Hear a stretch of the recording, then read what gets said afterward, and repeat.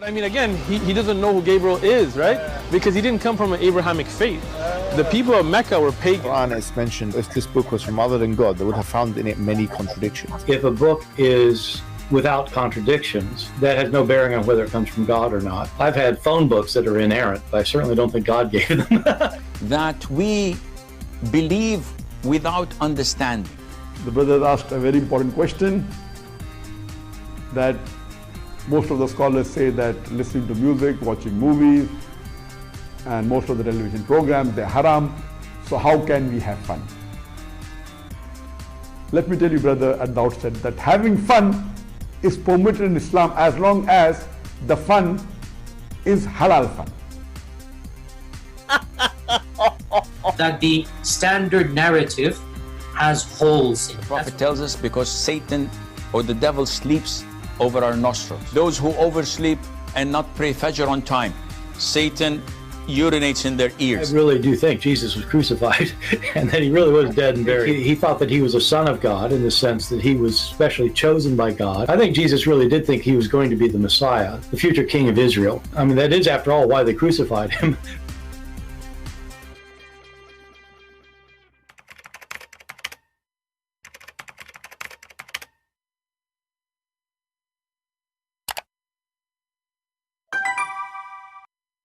Hello everyone, and peace of Christ all of you. Please invite your friends and let us have some good time and education together. Always we see in the internet a lot of videos and Muslims bragging about how Islam changed the life of women. Before Islam, women they were disrespected. Before Islam, women they have no inheritance. Before Islam, women they have no rights. But the second you ask Muhammadan, who is the first wife of Muhammad and how he met her, they will say to you her name is Khadija and Muhammad used to work for her. So women before Islam, they have no respect, but women before Islam, she was the boss. And she was a businesswoman. And Muhammad himself, he get his orders from a woman. Do you see how they lie? Right away they lied, appear. As we always will say, Islam without lies dies.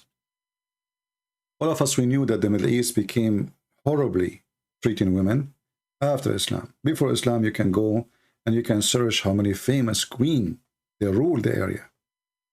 They ruled Egypt, they ruled Syria, they ruled Persia, they ruled all over. Islam came and made the women a sex toy.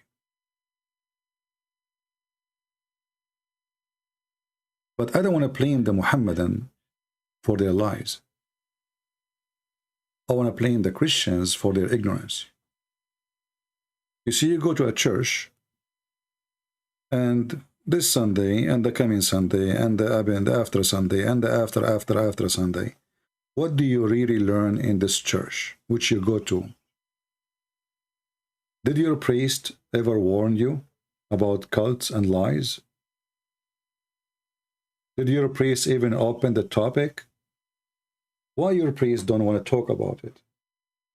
What is their job exactly? Is the job of the Christian church today just to do rituals? That's it? So we go and we praise Jesus and we wave our hand to Jesus, and depend in your church culture, you do whatever rituals you do, and that is a Christianity supposedly? Is that what the disciple used to do? Is that what Jesus used to do?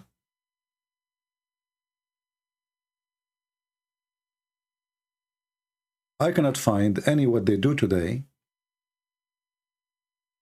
is what Jesus did.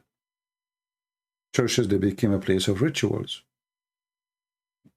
Jesus was having a church of teaching and preaching and debating. Jesus was a debater.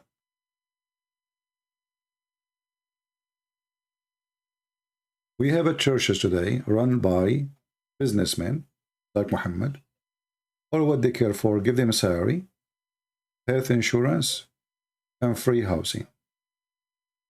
To the point today, you can search for a priest in recruiting websites.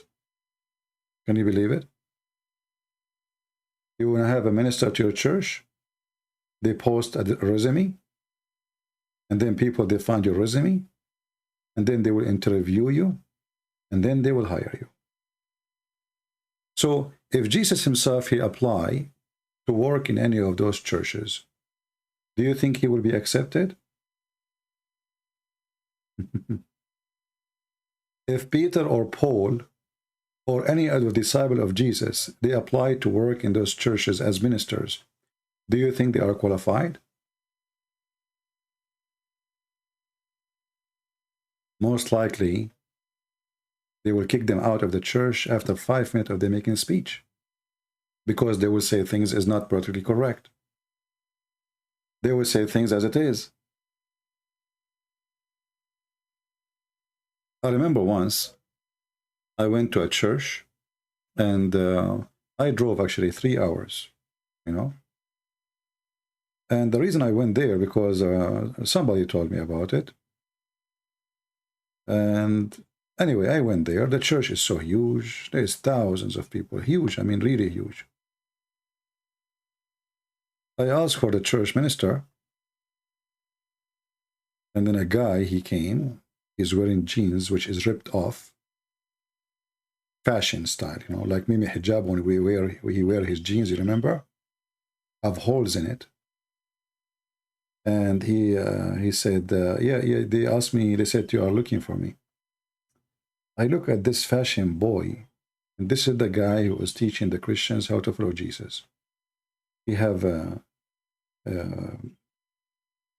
glasses match his t-shirt, and the t-shirt match his shoes, and the shoes are kind of a fishy, fancy, and ring, and nice watch. It's a fashion boy. You can tell. This guy, he just came from a fashion show. He did not really come from the church. And we are still in the front of the church. So I start explaining to him what I do. He said to me, well, send me your resume, and I will take a look. I said, you got me wrong. I'm not looking for a job. I do my work voluntarily. It's for free. You don't have to pay me. Oh, okay. Well, still, you have to send me your resume, and I have to look at it, and then I will respond to you.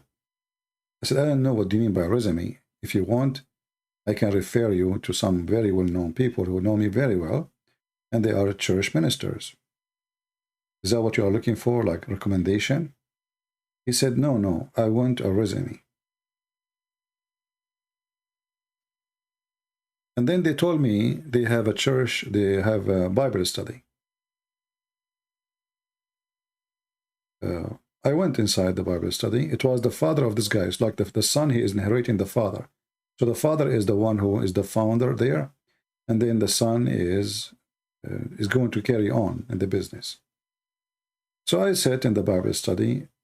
In less than, I don't know, 10 minutes, I corrected him 3 or 4 times.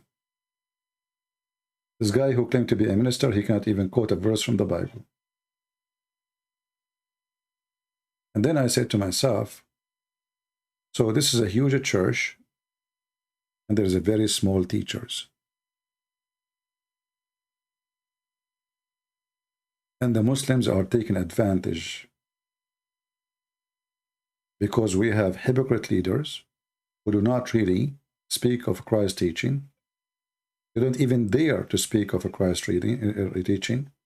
They don't even dare to quote a verse from the Bible if the verse is against what is called political correctness. Huge church, small leaders. In the time of Jesus, we have big leaders, small church. And the church was real. And today we will see that the Muslims inviting your children to their mosque, one God, so they can deceive them and they can lie to them. And as usual, your children, they are ignorant. And why they will not be? If the parents are dummy, why the children will not be dummy? If the priest is dummy, why the student will not be dummy? So they prey on your ignorance and the ignorance of those people, and they invite them, and they come. And now this guy is teaching them how amazing Islam is. We can't play long of the video because whatever he say, we can beat the hell of it. But I will play little parts so they can't complain and make a copyright claim. A responsibility that we have towards God, knowing Him, worshipping Him, following His guidance. We have responsibility towards Muhammad, peace be upon him, knowing him, loving him, following him, and to all the prophets. Then a big responsibility Muslims have towards our parents. The Quran is big on it, Muhammad, peace be upon him, is big on it. One time a person came to the Prophet and asked him this question, that of all the people in the world, who should be my love, my kindness, my compassion, my allegiance should go towards?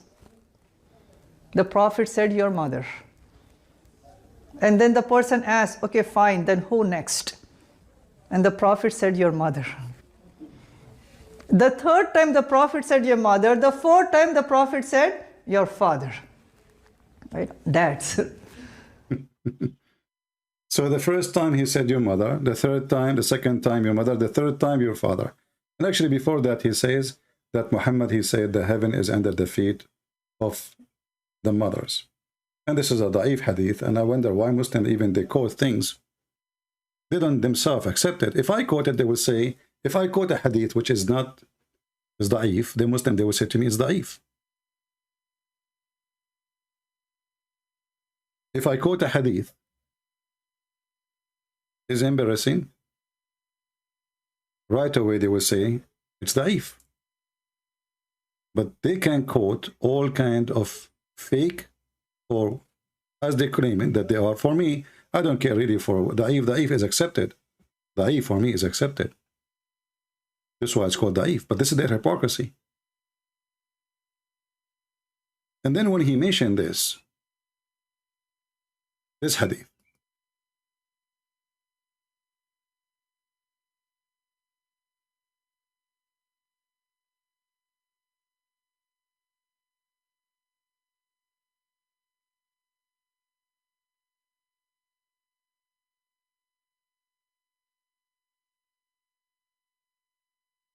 Allah Messenger, who amongst the people is the most deserving of my good treatment, he said your mother, again your mother, again your mother, then your father. So the guy, he did not even quote the hadith correctly.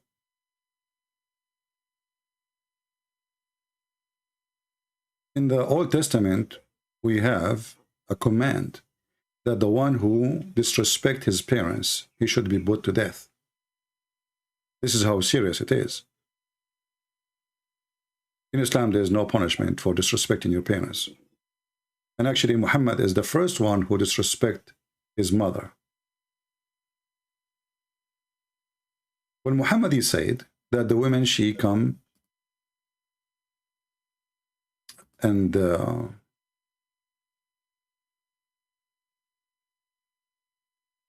she proceed and she come in the image of the devil.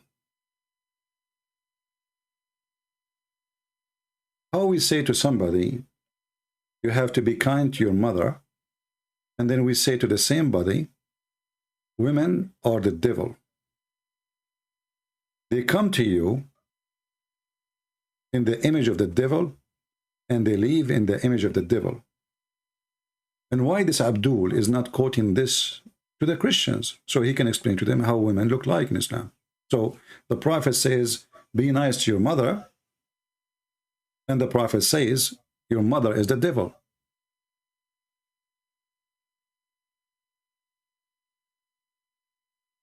And you will notice here that the devil is Muhammad himself, because this woman, she did not do anything wrong. Muhammad, he just saw a woman walking by. She was not a hooker. She is not wearing short skirt, high heels, fashion clothes. She's a Muslim woman walking by.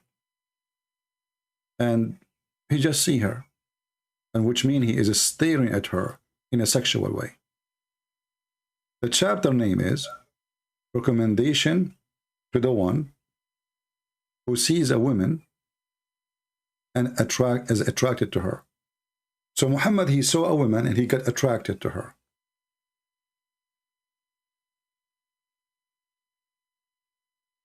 And that what Muhammad he do? It says here, he should go to his wife or his slave women. And why he don't tell the people there that in Islam we can rape our servants? And why he did not tell the people there that in Islam, if I see one of you, as the women in the pictures, and you made me horny, I will go to my wife. So I can, like, imagine you, and though I go to my wife. I'm a good guy. I will go to my wife, not to you. But I can stare at you in a sexual way. And then Muhammad, he went to his wife, even though she was doing leather tanning. And this is telling us what kind of a nature of a human being he is. He jumped on her and he have intercourse with her.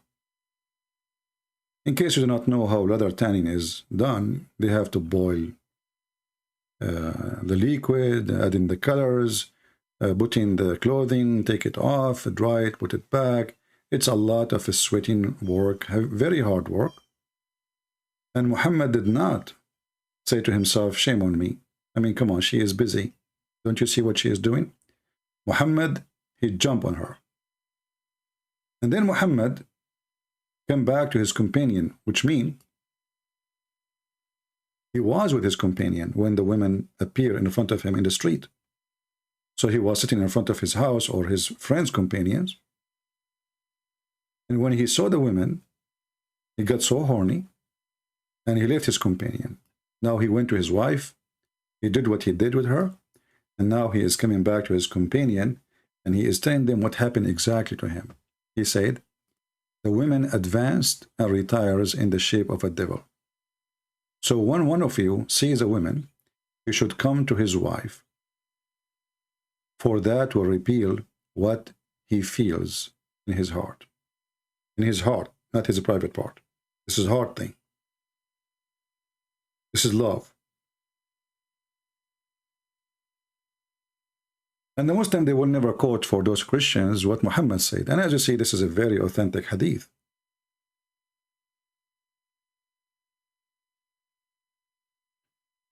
They mention to them that the Prophet, he says, your mother, your mother, your mother.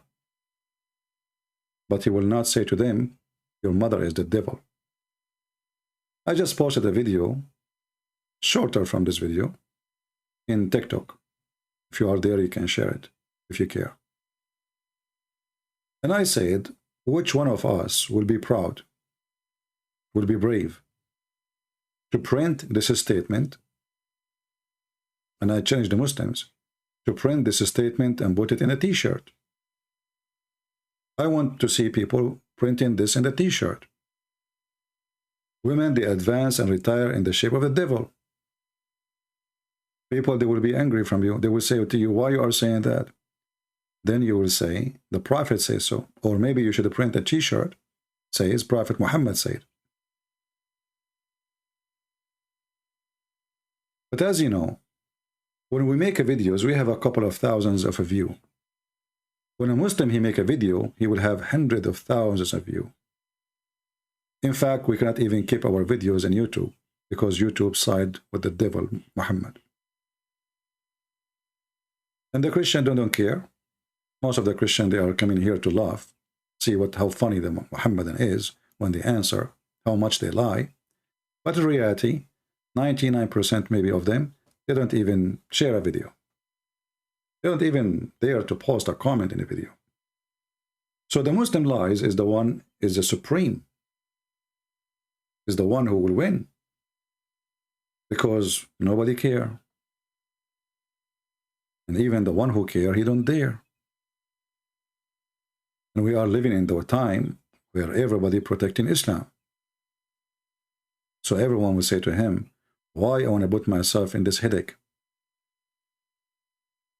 If I post this now in Facebook, how many of my friends will be upset from me? But I'm not the one who said it. I'm just showing you what Muhammad said. You will see even Christians will harass you. And not only that, the Christians themselves, they will accuse you of hatred. I'm just sharing education. That's what the Prophet said. That's what the Muslims are proud about. You will see how they will be all over you. So we are fighting in two sides, with the lies of Muslims and the ignorance of the Christians. And for sure, the priest is not there. Actually, if you have a priest and they are teaching you, I should not be here. I have no job to do. If we have a real priest who they are really doing the real teaching, so no cult can deceive you, no fake teaching can come to you, I will not be here. I'm not a priest.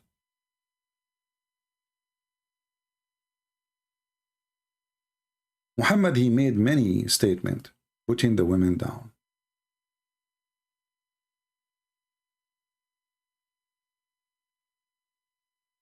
Muhammad, he made it clear that the one, like, if those things happen, you are really messed up.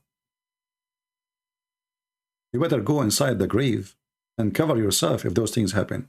Like what? When your leaders are the best of you,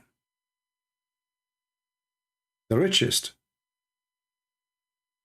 are the most generous among you, and your affair or consult among you, then the surface of the earth is better for you than the belly, which means the belly of the earth. And when your leaders are the worst of you, the richest are the stingest among you, and your affair referred to for women, then the belly of the earth is better for you than the surface. So Muhammad, he compared all the evil together with you referring to a woman, like to consult her, what we should do. If you reach that point where you ask a woman what we should do, you better go in the deep of the belly of the beast, of the earth. And the Muslim, they will say to you, well, this is a da'if hadith. So why the guy was quoting a da'if hadith when he said that the mother or the heaven is under the feet of the mother? This is a Muslim website. It says here, how authentic is this hadith that the heaven is under the feet of the mothers? The answer, it's da'if.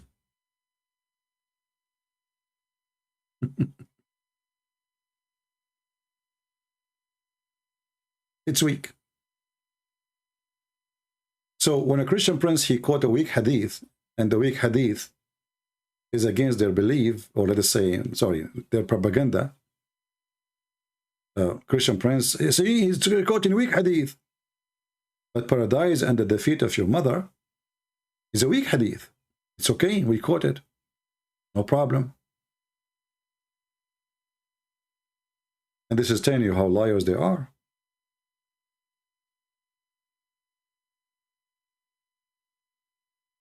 In different hadith, Muhammad, he said,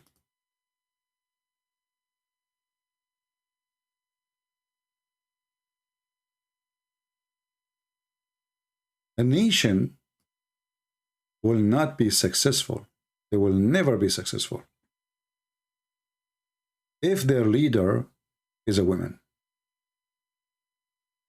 Muhammad, he heard the news that the king of Persia, he died. And his daughter, she became the ruler. She became the queen. And you see how Islam was the one who freed the women, who gave the women rights. This is Iran before Islam. And go and look at Iran today, after Islam.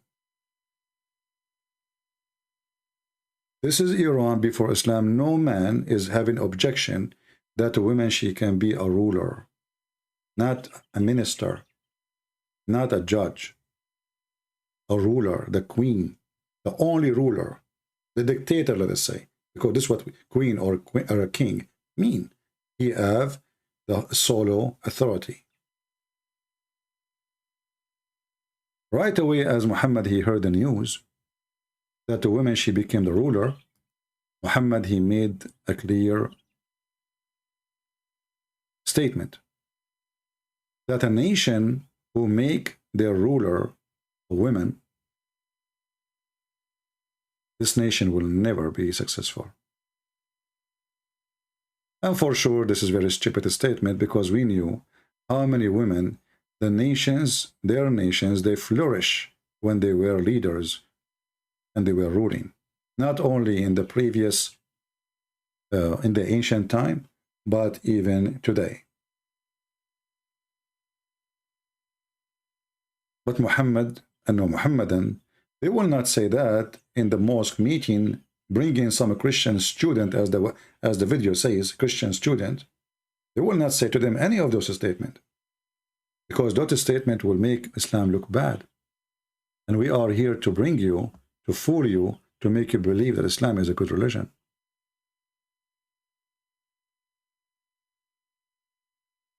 I saw an article explaining why the Prophet, he says women, they have half a brain. And the Muslims doing their best to explain, yes, this is true. Women have half a brain.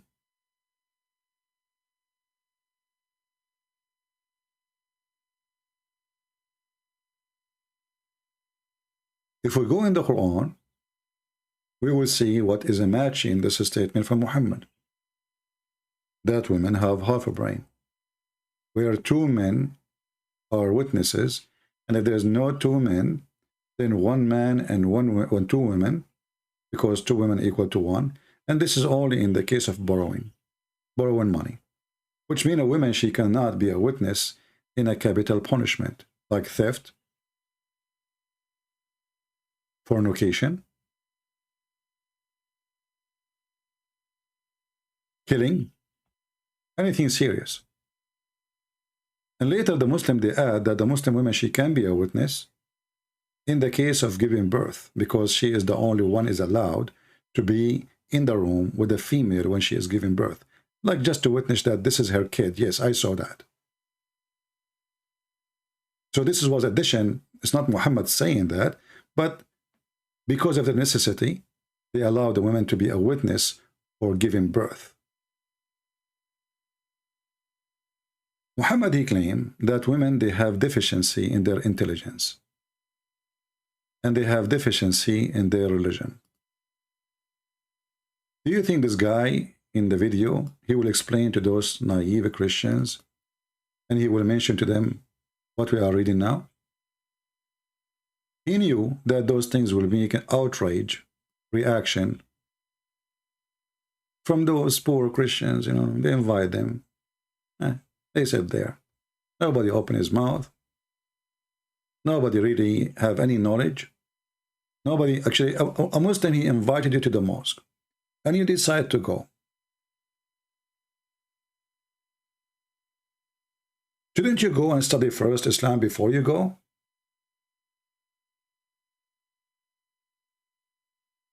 Shouldn't we open and read some books? Shouldn't we do some serious research? All those people there, not a single one of them, he uses a brain. Those are the victims of your priest.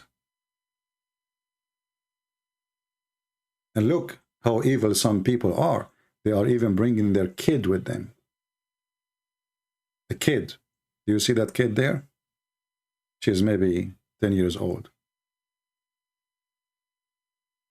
So all those people, they did not take a second. They have smartphones, they have computers, they have internet, but none of them said to himself, let us see what Muhammad says about women. And you know what? Whatever we see, we are going to check it out. Which means, if we find a video from someone, his name is a Christian prince, we will not believe him. We are going to examine it. If a Christian prince, he says women in Islam, according to Islam, they have half a brain, well, we will go and check if this is true. We will go and search for this story. He claims it's true. Maybe it's false. Why Christians today, They are allowing themselves to be victims of deception. So in the beginning we says we have a false priest. And now what we have? We have naive Christians. Nobody want to use his brain. A few years ago, we have the ISIS slaving women, killing women. They forgot. That's it. It's gone from the memory. Thousands of videos of slavery, raping women, beheading, burning people alive. Those Christians, they have no memory.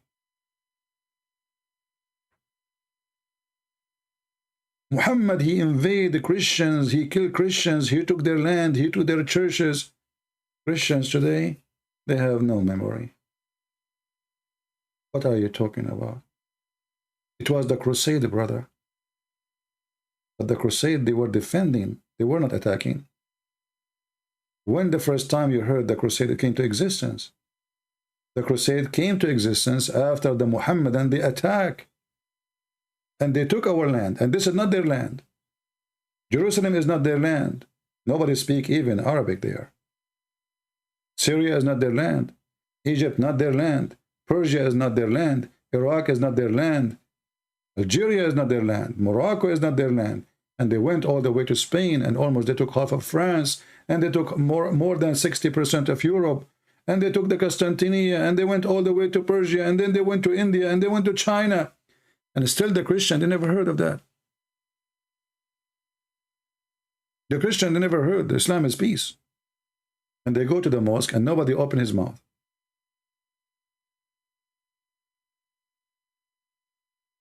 Look how Muhammad, he looked down at women. The Prophet says, "O women folk, you should give charity and diligent and be diligent in seeking Allah forgiveness." So the women are guilty already. He said all women, not all. He's not talking to a woman. He's speaking all women, all the women. Seek forgiveness. Okay, what happened now? Why?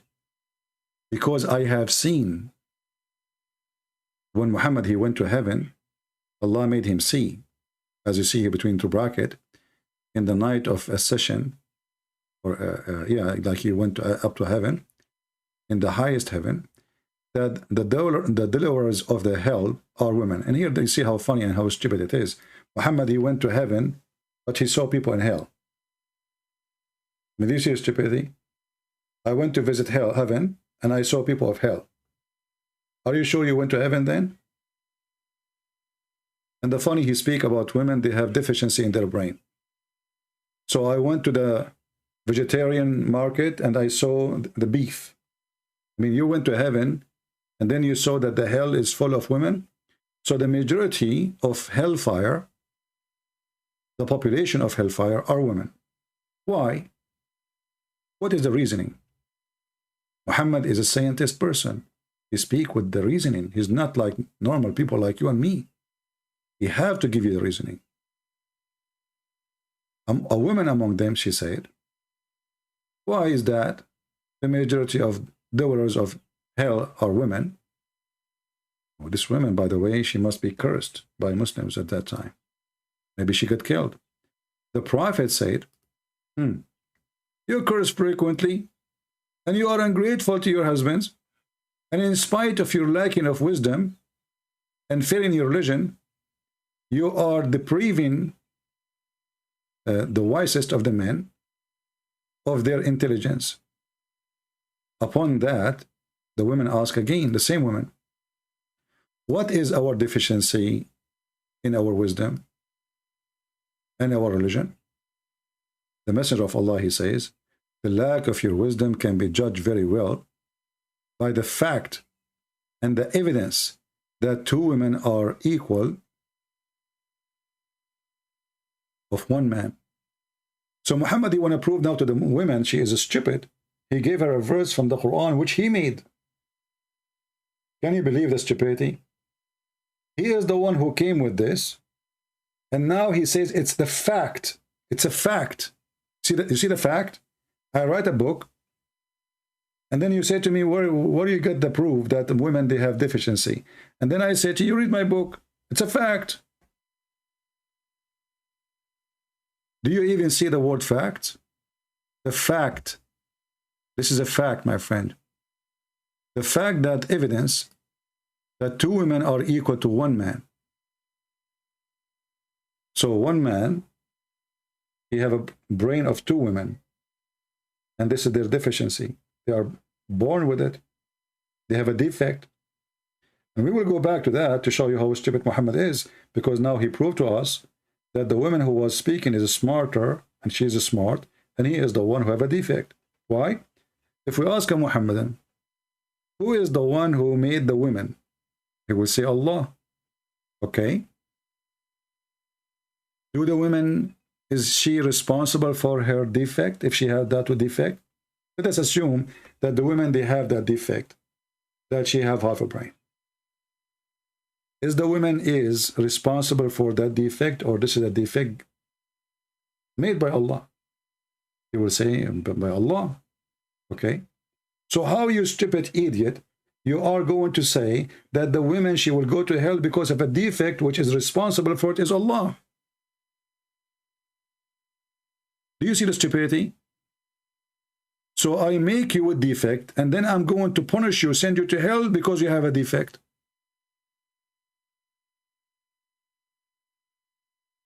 Who is the one who have deficiency? Is it Muhammad or the women? Do we blame the one, the manufacturer, or we blame the one is made by the manufacturer? Do I blame the phone of Apple, or I blame Apple? Who is the one have deficiency, Muslims? Obviously your prophet. This woman, she asked an embarrassment questions, and he is a fool as usual. If she is made by Allah, as they claim, and Allah made her half a brain, so what's her fault? And why she will be in hell? And you will notice here that Muhammad is connecting all those things together, which mean if a woman, she curse her husband, well, because she have deficiency in her brain. If a woman, she is ungrateful to her husband, well, because she is suffering from deficiency in her brain.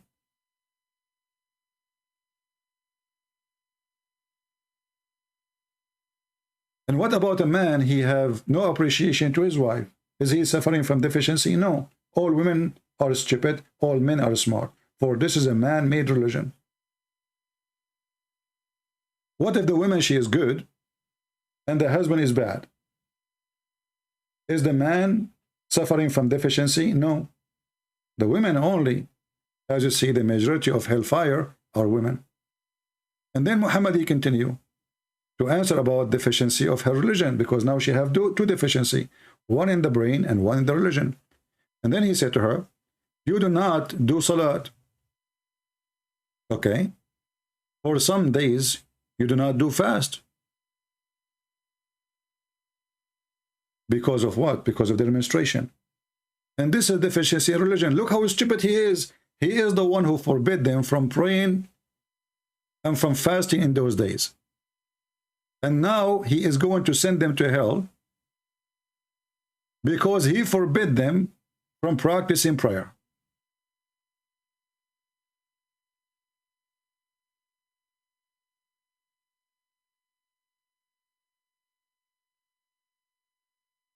Anyone will start talking about Orthodox, Catholic, Protestant, I will block you immediately. Don't waste my time. We have no time for puppies. Do you see the stupidity? And this is Sahih Muslim.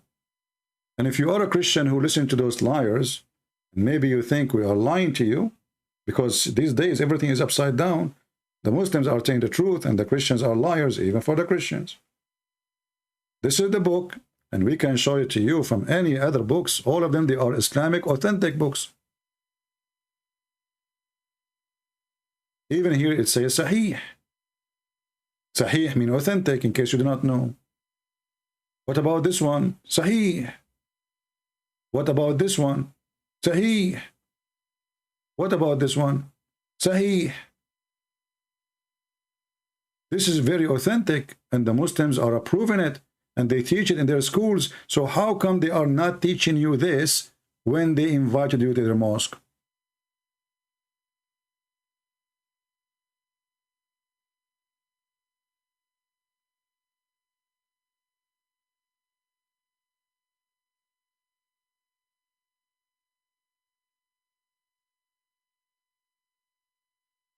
Are we done? No.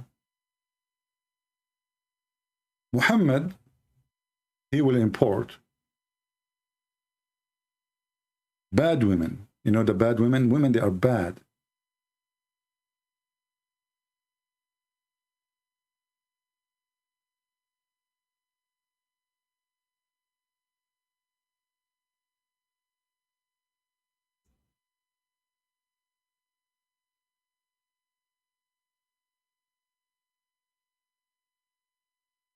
And those women, they will go to hell. But those are very bad women. Because they are bad, they have a special opportunity. If you are a bad woman, according to Muhammad, and you have a nice breast, excuse my language, nice vagina, you are welcome to heaven. The Prophet of Allah, he told us, swearing by Allah, saying, there is no one whom Allah will admit to paradise, but Allah will marry him to 72 wives. And by the way, this is the lowest reward. Some people think that this is the reward of Muslims. All Muslims, they will get the same reward. No, depend. This is the bad Muslim. This is the less than average. 72 wives, 2 from the Houris and 70 from his inheritance from the people of hell. Okay, so women, they will be taken from hell and will be delivered to a Muslim Abdul in heaven. Why? Look at their qualification.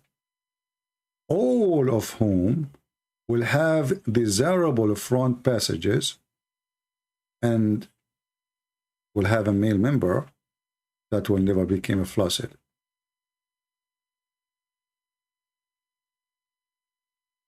And here you see there is something stupid in the, you know, Muhammad is talking about the women who is coming to you. And then he says, and they have a male member. Very stupid, right? I mean, the Arabic is really stupid here. Because if you are talking about women who have desirable front passages, which is the vagina, the breast, and this is their qualification. They are hookers. They are for sex. That's why they are there. And then right away he jumps and he says, and he will have, in the translation, a male member that will never become flaccid. He who? The Muslim, they will say to you, this is go back to the male who was going to receive the delivery of those females. And here you see again how Muhammad, making them win, they are the one who deserve heaven, and heaven is made for men, and women, they are just accessories. They are sex toys. They are made from silicone for the man joy. You want to play, you want to have fun. This is what women are made for. He did not say, I will bring you women, they are desirable because of their brain, because of their dignity, because they are decent, because they are women who pray Allah to Allah. He is inviting women for one reason. They have desirable front passages. And then right away he jumped, not to speak about your qualification as a man. He speak about how Allah will reward you. By the time you receive those women, your penis will become different. Your penis will never go sleep. And this is a statement of a prophet of God who respects women. And now we have to agree. I mean, this is a lot of respect. Most of women, they will go to hell. Then Allah will filter those women. He will bring the one, she have nice boobs, and nice breast, and nice legs, and he filtered them, you know, he washed them, you know, like a manufacturer. And the woman, is not good looking. Well, bad luck, what I can do to you, sorry. You know, you have to be very good looking. If you have nice breast, nice chest, nice ass, nice vagina, you are really the lucky one. You win the lotto. It's a lotto. So Allah will filter from all the women in hell, and those who they are qualified, they will be imported from the hellfire to the heaven of Allah. And who is waiting in the heaven of Allah? A horny man who cannot wait to do boom boom. And this is supposedly what Muslims they say to us about the Prophet of Allah respecting women. When Muhammad in the Quran, he says that women are not to be witness except in the case of borrowing money. And one woman is not qualified. Even two women are not qualified. Why? Because those two women, they have to be approved by the males who they are in charge. So when you want to borrow money, transaction of money, well, you have to have two witnesses. And those witnesses have to be from your men. But if there is no enough men,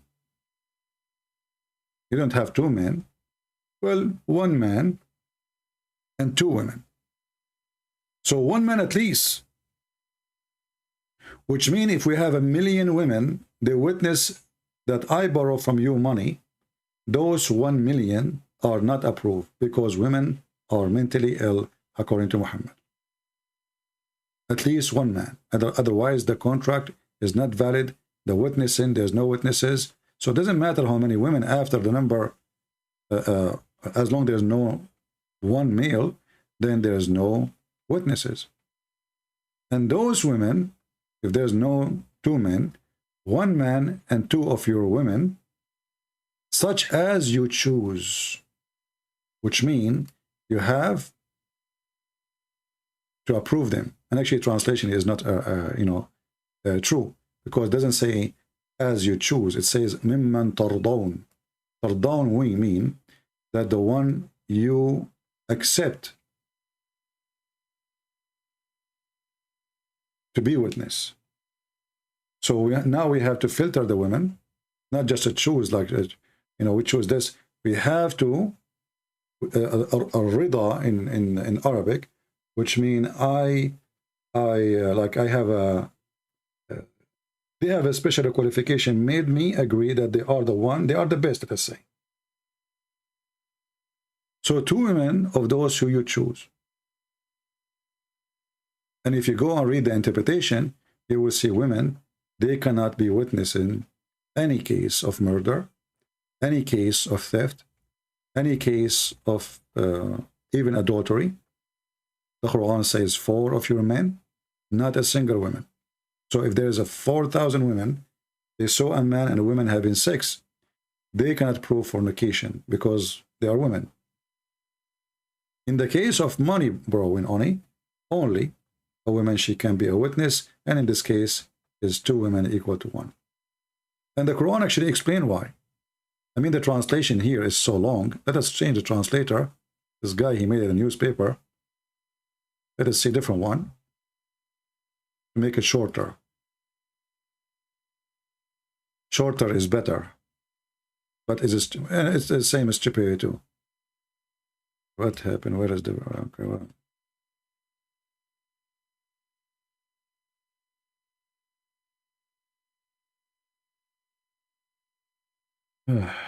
The page flipped, I think.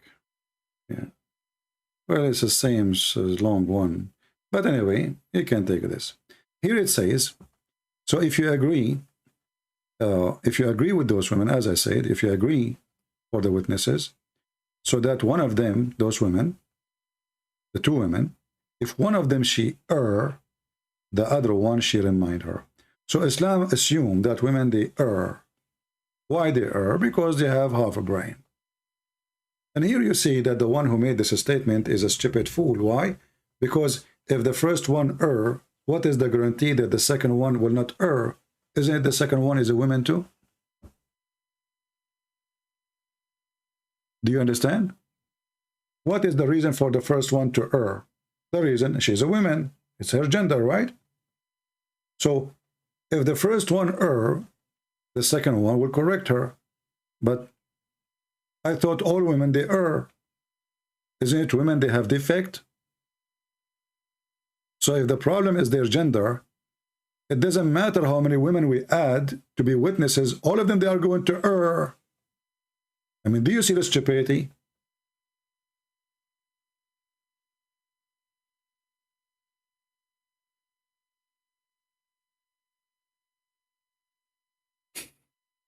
I mean, do you see the donkeys? If we say all rabbits are not smart, then what is the point to say we need two and smart to be witnesses? First rabbit is the same as the second rabbit, and the second rabbit is a rabbit, and the third rabbit is a rabbit. So who is the one who have deficiency?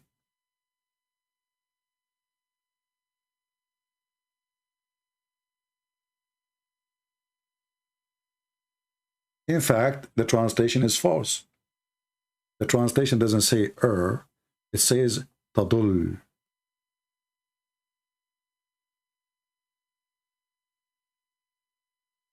Tadil, which means she is deceived.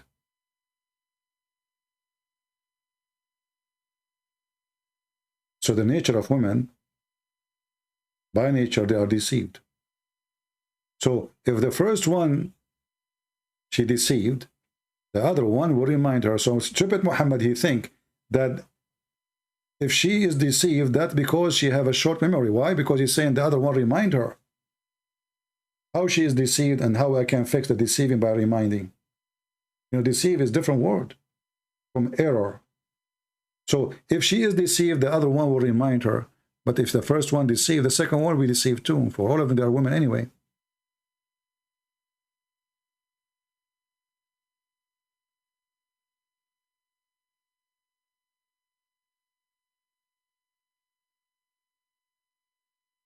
Women, they don't have the same inheritance as the male. Why?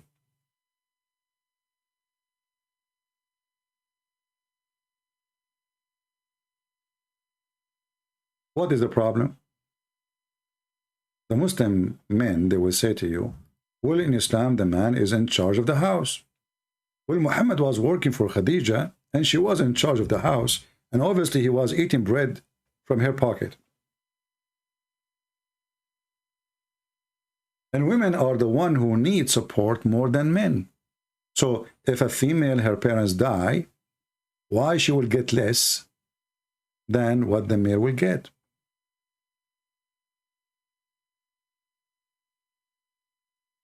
Who need more support in a society? It's a male society. Women. The male, he can work easy, especially in the old days. At that time, there's no secretary. She cannot work as a nurse. There's no school to work as a teacher. Now, women, they can find jobs. At that time, women, they cannot. The only job they have is to stay home. She's a wife, a daughter. So why in the world I make the man inherit twice more than the female, when the female in such an evil society is the one who need more support?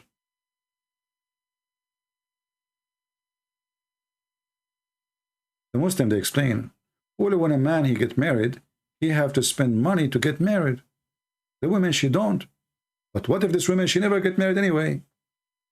And what does have to do with getting married? Isn't she a child and she deserve to be having from the money of her parents? And they try to find all kinds of excuses. But if we go back and we see how the daughter of the Persian king, she inherited the kingdom of her father, you will see how Islam treats women. She inherited the whole kingdom.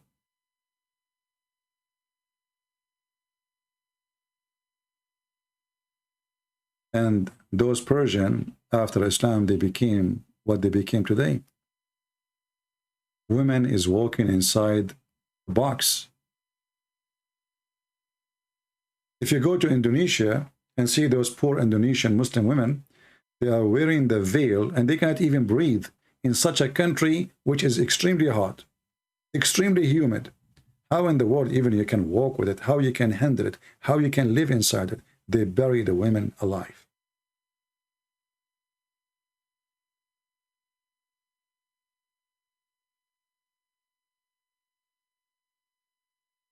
This is a religion made by the man for the man.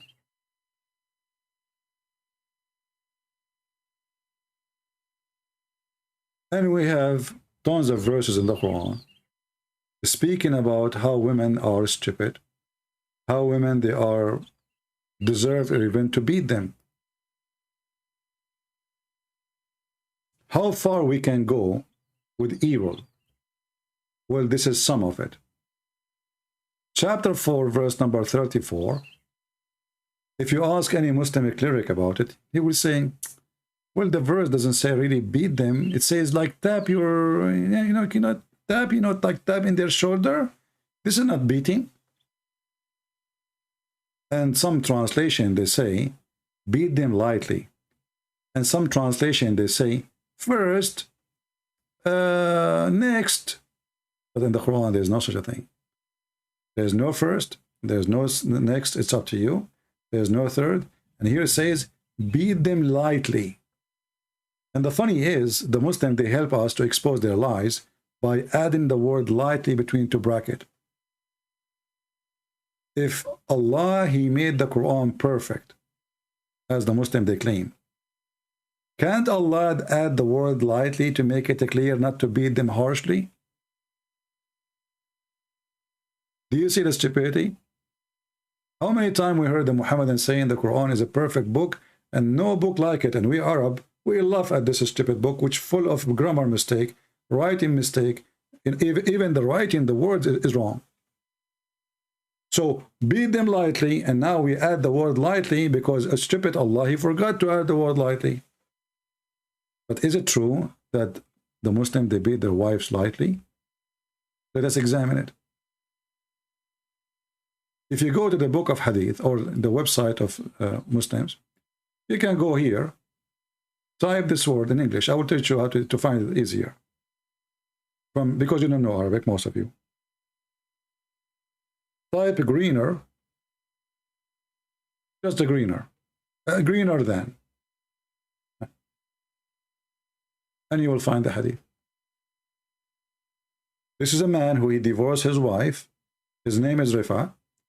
The wife in Islam, if she been divorced 3 times because she is a sexual product, she cannot go back to her husband unless, and your husband, excuse my language, he F her, literally F her, not marry her, because this is what you will see here in this story. The man, he married her, but she did not let him to F her.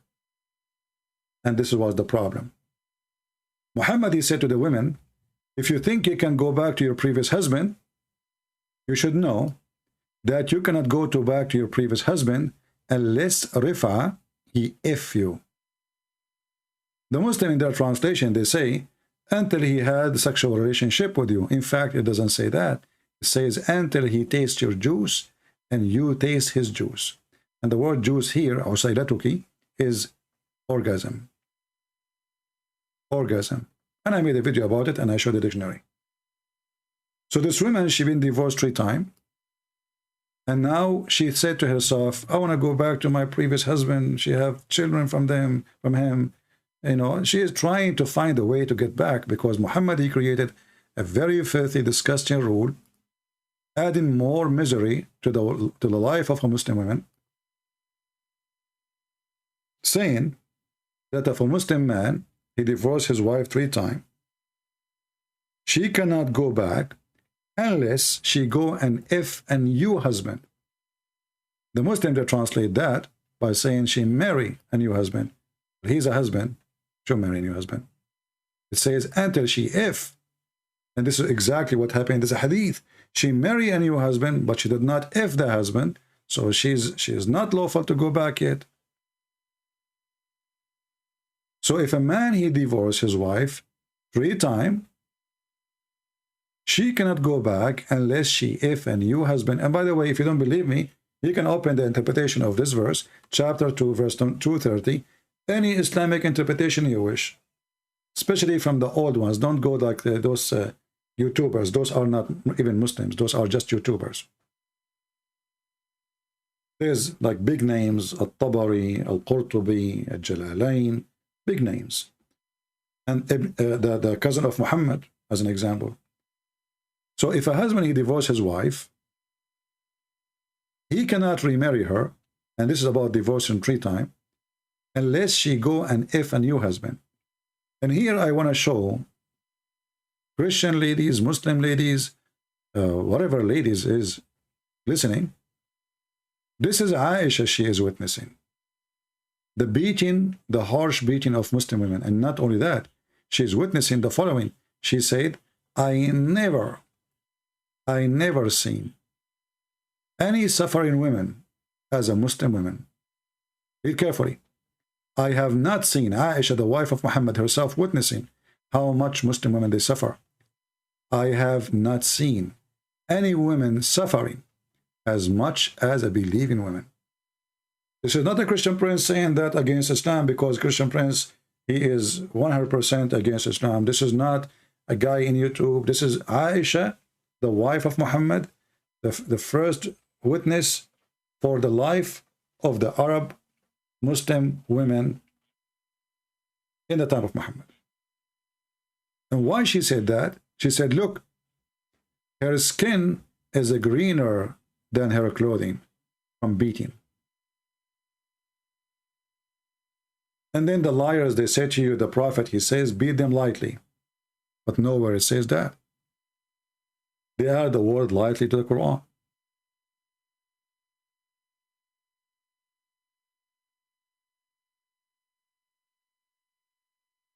And now, after giving you some about the garbage of Muhammad and how he looked at the women, and there's way more, things we can show.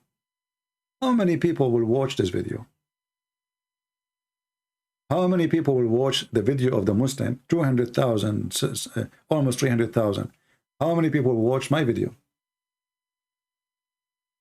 How many Christians they will share this video? How many churches they will ask their children to watch and learn? You know the answer. Go check a video made by a Muslim, how much view he have, and all of it is based on lies. And a view of a Christian person making a video against Islam, and see how much view he have.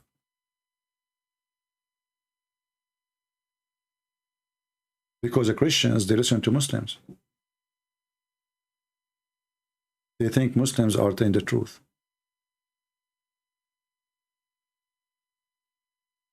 In America, my friend, a dog, he have more protection than a woman in Islam. If you beat a dog in America, you go to jail. Do you know that? If you mistreat a dog, not only don't beat him without beating him, if you don't give him enough food, if, this is your woman. And Aisha, she is witnessing that she is the most miserable person ever. And when she go to heaven, she is a sex toy. And not only that, Muslim women in heaven, they will be jailed for eternity. Jailed for eternity. They cannot leave their tent. They cannot go to the yard. They cannot open a window. they are simply restrained inside their tent. Here the translation is saying pavilions, which is not really true. It says fil khiyam, because Muhammad is a Bedouin, and still he is, you know, imagine his heaven as a Bedouin man. His heaven will have tents. So you go to heaven, and you are now in heaven, and you are a Muslim woman. What you will have? You will be jailed. You are restrained. You cannot even leave your tent for eternity. Not for a month, not for a year, not for a few days, but for eternity. How in the world that can be from God? And here you ask yourself, my friend, if this is from God, so what is from Satan?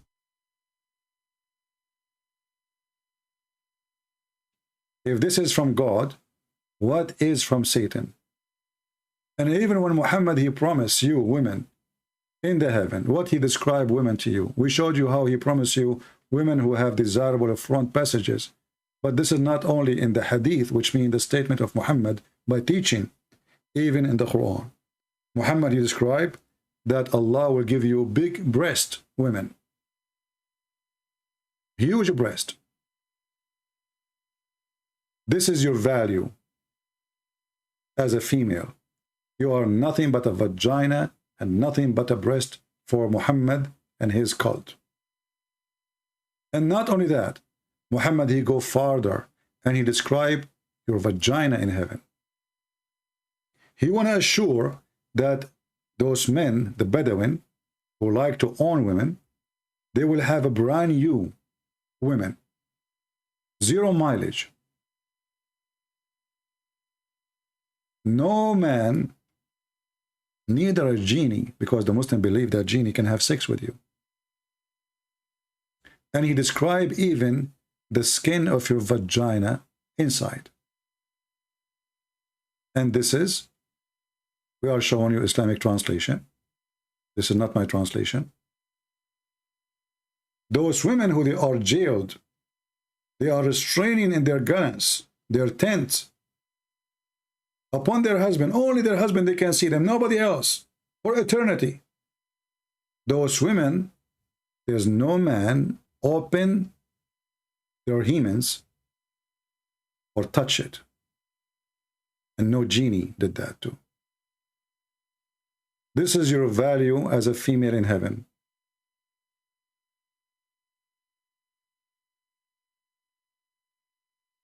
And now how many women they will share this video with their friends? If I'm a Muslim and I make a video about how beautiful Islam and how Islam, you know, give a privilege to women. Before I forgot, the Muslim, they will say to you, well, do you know that the Arab before Islam, they used to hate to have children who they are females? And even they used to bury them? That is a lie.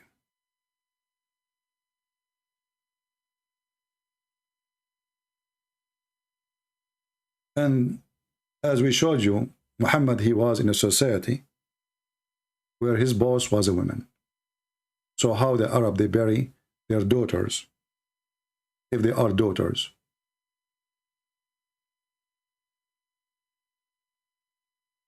That means Arab, they will disappear.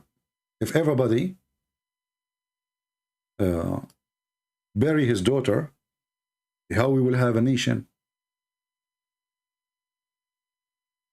That verse actually is about a person who was killed and he was a victim.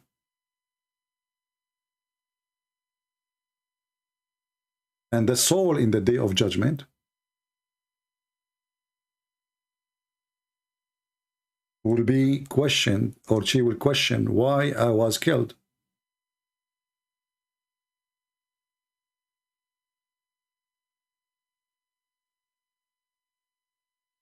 The soul in the day of judgment is going to ask the one who killed her, in what guilt, in what reason you killed me? The Muslim, they lie and they say this is about females. And they prove that this is not about females. When they say to you he is she actually is a female word, but this is not about a female. This is go back to the soul. This is why it says here the soul. Do you see it? I mean, even the word there, I say in front of you. So the soul in the day of judgment, they will join. And then that soul who is buried is going to ask, for what reason I was killed? And the Muslim, they lie and they say this is about burying the female alive, which is absolutely a big fat lie. The Quran says that if a Arab man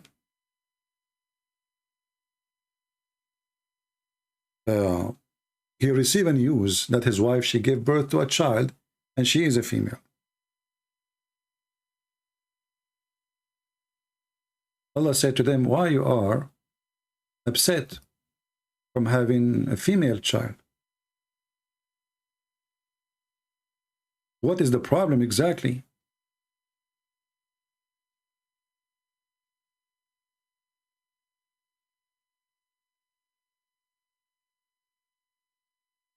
Chapter 16, verse number 58. And when the news of a birth of a female child is brought to any of them, his face become dark. And here, by the way, it doesn't say dark, it says become black.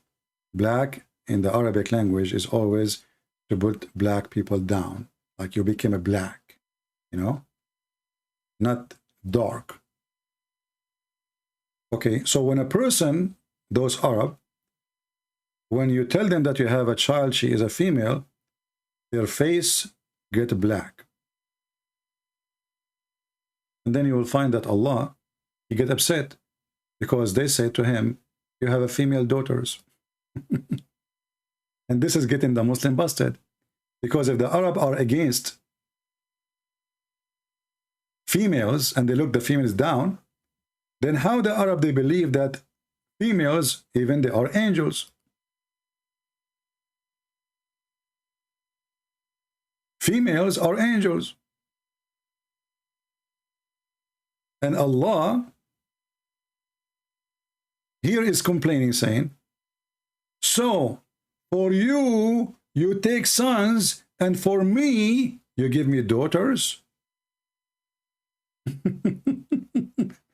But we just saw him saying that when a guy, you give him the news that he have a female daughter, he get upset and his face become black.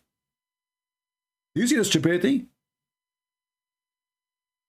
He was saying to them, why your face get black when you receive a news that you are having a female daughter?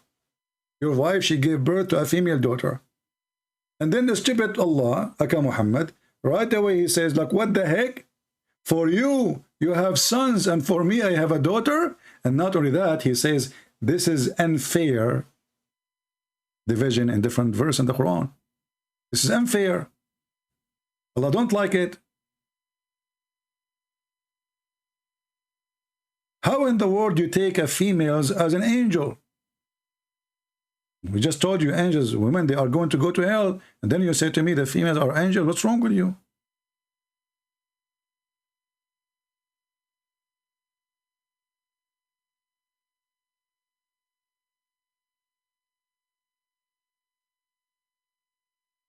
If you go here, chapter 4, verse 117, the pagan leaving him called but upon female deity. The Arab, they worship females. So they think they are angels. They think they are goddess, not only angels. And Muhammad is saying to them, this is from Shaitan. Allah is a male. God is not a female. We continue. This is again chapter 4, verse number 117. If we continue here, we will see the following.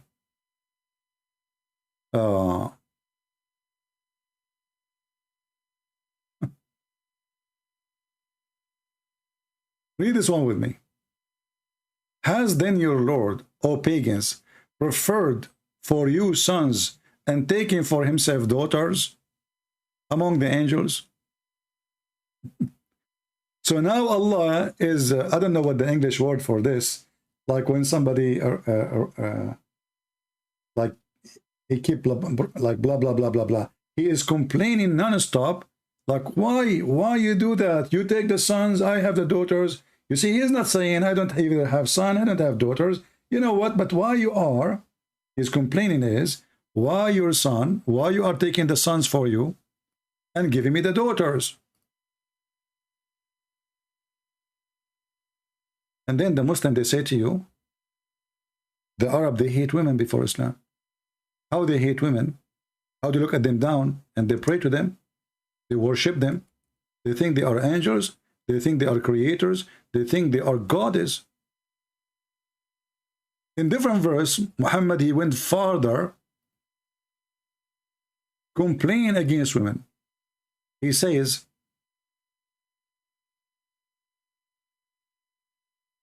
when you do that to me, speaking about the three daughters of Allah,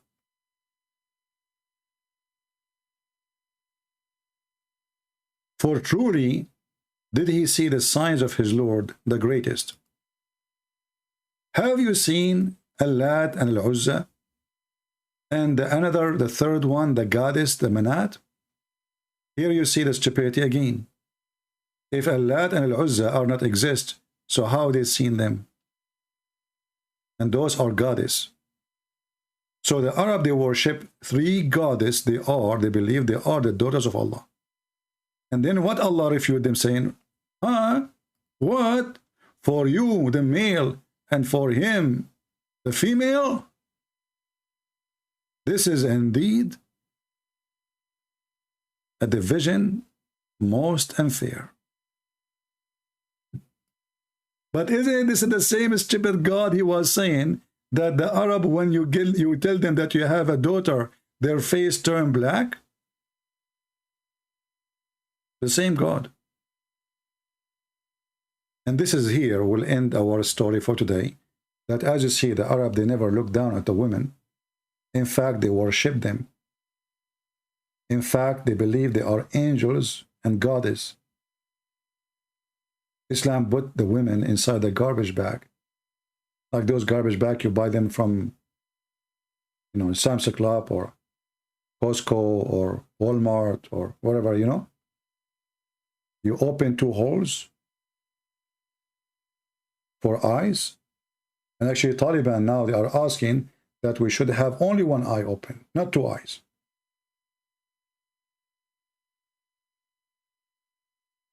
And then Muhammad, he put way more restriction. A woman, she cannot go alone. A woman, she need a guardian. A woman, even she cannot fast without permission of her husband.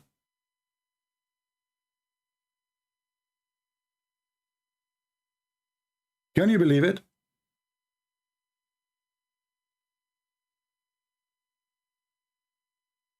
Even fasting, she needed permission.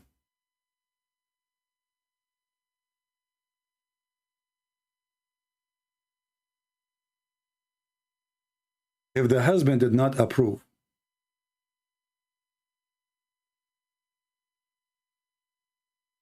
the fasting of the wife, she cannot fast.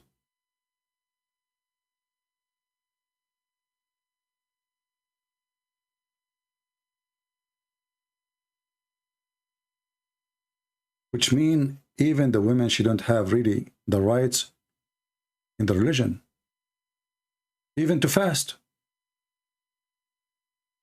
The Prophet of Allah, he said, it is not lawful for a woman to observe fasting. You see here they are adding optional, you know, there's nothing that says they're optional. That's a lie translation. To observe fasting without the permission of her husband. Do you see it?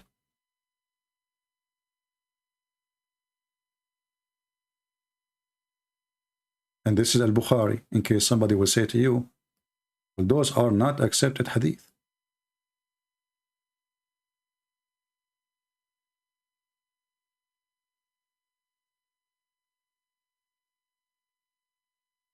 Even fasting. If a woman, her husband, he asked her to come to the bed which means to have sex.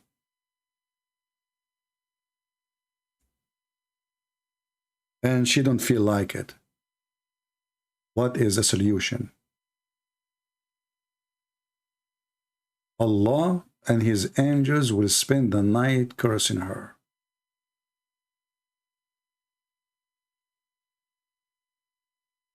Do you see it? What she did, she don't feel like having sex. Maybe she is tired. Maybe she don't like it. I mean, she's a human being. She is not a sex toy. What if the man, he refused to have sex with his wife? Actually, chapter 4, verse number 34, it says that a man, he can punish his wife and not to have sex with her. And remember, the man, he have 4 wives at least. The woman, she have 1 husband. She cannot, like, this guy, they want to sleep with me, I will go to the second guy. She don't have 4 husbands. So if a man, he asked the woman to come to the bed and she refused, the whole sky is busy. The angels are so upset because the penis of His Majesty, the husband, the Muslim husband, did not sleep happy.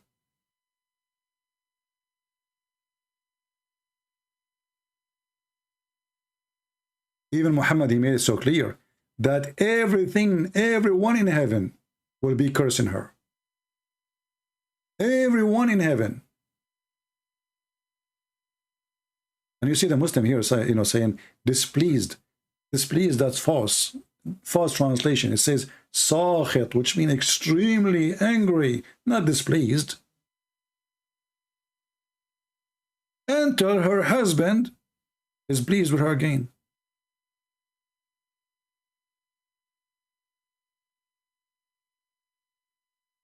What about sucking?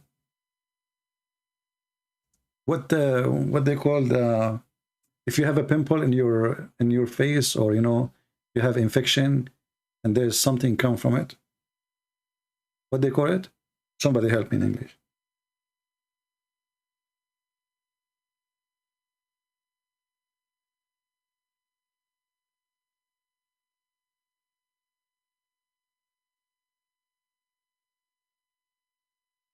What is the word? Imagine the crazy Muhammad, the man-made religion, says if a woman, she lick that liquid, the pus, if a woman, she licked the pus of her husband, she did not even do enough to him yet.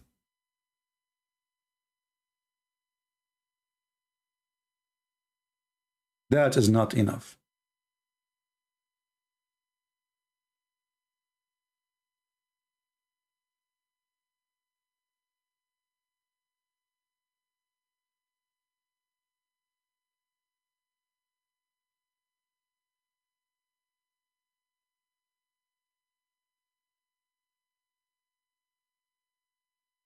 I'm just trying to find the hadith in English. Give me a second.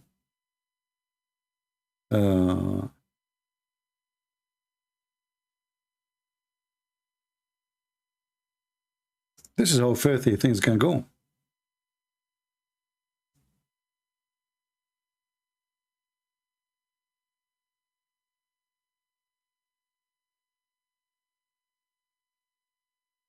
Let me see if I can find it in English. Because, those websites didn't have everything. No, this one not.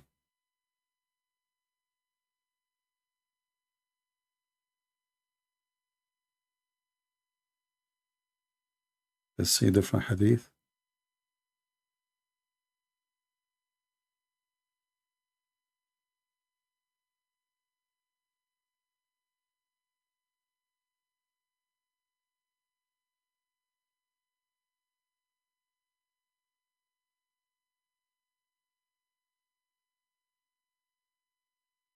No. It is fine, different hadith. You see, I have, in my head, I have tons of, if we don't find one, I will search for the other one. Actually, Muhammad, he ordered even the women, he says, the women, she should bow down. If a woman, she should worship, someone after God, it should be her husband. She should bow down to him. Let us see this one. Here we go. We found this one. The Prophet said, if I were to order anyone to prostrate himself before another, I would have order a woman to prostrate herself before her husband. And this is Sahih. And here it says Sahih, which means authentic. Abu Hurairah reported that God's messenger saying, if I were to order anyone to prostrate himself before another, I would order the women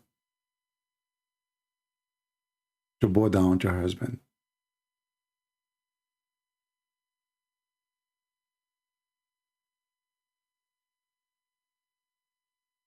And actually, I find it very weird that the rest of the story is not there, because this is the same story or statement where he says the woman, she should lick the infection of her husband.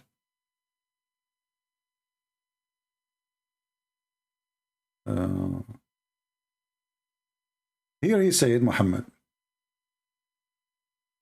if I order someone to bow down to someone, I would order a woman to prostrate herself before her husband. And if we are to order her to convey stones from a yellow mountain to a black one, or from black mountain to a white one,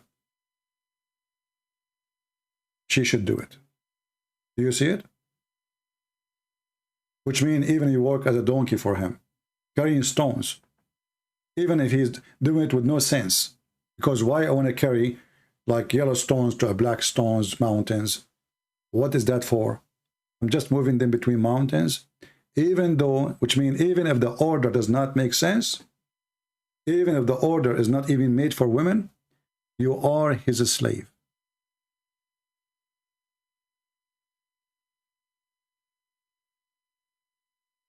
There's a hadith I'm trying to find, I remember it now, where it says that if a man, his pus came from his nose, the women the wife she have to lick it. I cannot find this one here.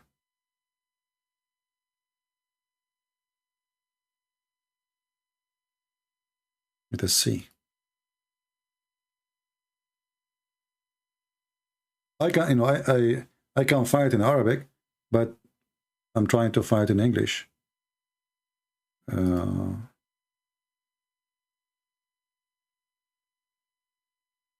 Let us see. Let us see.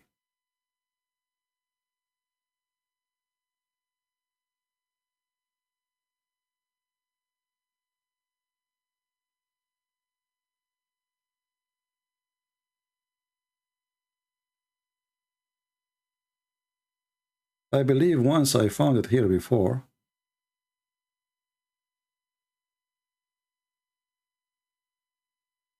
But anyway, we can find it in Arabic and we can use Google translation.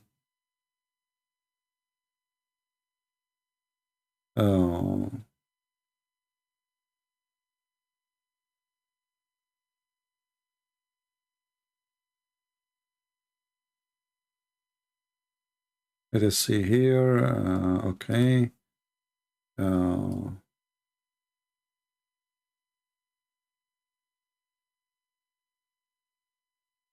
See, what we do is not easy, because I don't prepare for what I go live.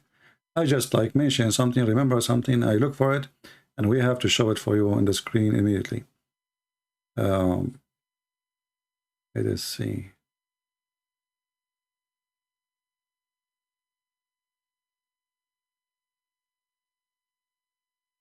Let us see if we can find this one in English.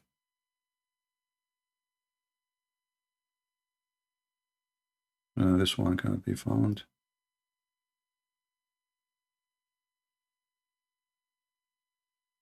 Yeah, for me, I don't like to mention something without showing the reference. So if we give up finding it in English, we are going to show it to you in Arabic. And it's the same anyway, because all of them, they are coming from the Arabic anyway. And you have to, use translation. I could not find this one in here. Let us see another one.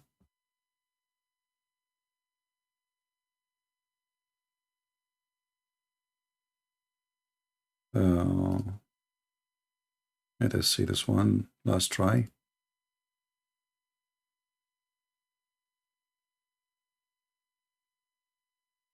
Same.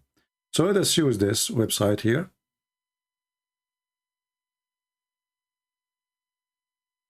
A hadith about the women.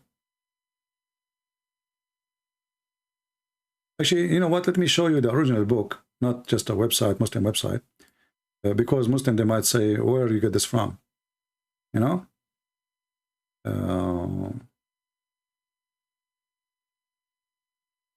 We better find it from with the page number, the volume number. So the Abdul, they will not open their mouth and they say, this is not true, this is false, as usual. Here, okay. This is volume number 4. The book of Majma'u al-Zawaid wa Manba'u al-Fawaid. Hadith number 355. And actually, this is like the page number, sorry. So it's the volume number 4, page number 355. And this is according to the publishing here, which means in the book it might be different. I will share the link with you. Here it says, hadith number 7638. And I will use Google translation actually. And Muhammad here, he mentioned way more stories, which we can use, that if a man, he asks his wife to bend over so he can F her, even if he was in the top of a camel, she should not say no. Let us see if we can find this one here first in English. I mean, do you see how ugly? If a woman, she been asked by her husband to bend over in the top of a camel, she should not say no, which means even if she's in public. I could not find it in English, so let us use the English translation of Google. Let us do this. Give me a second.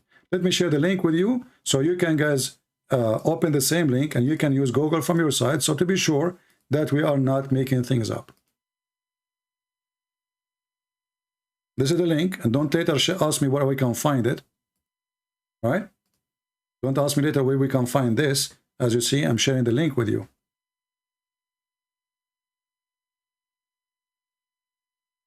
Because I know some of you later will say, can you give me the link? The one you mentioned in Arabic?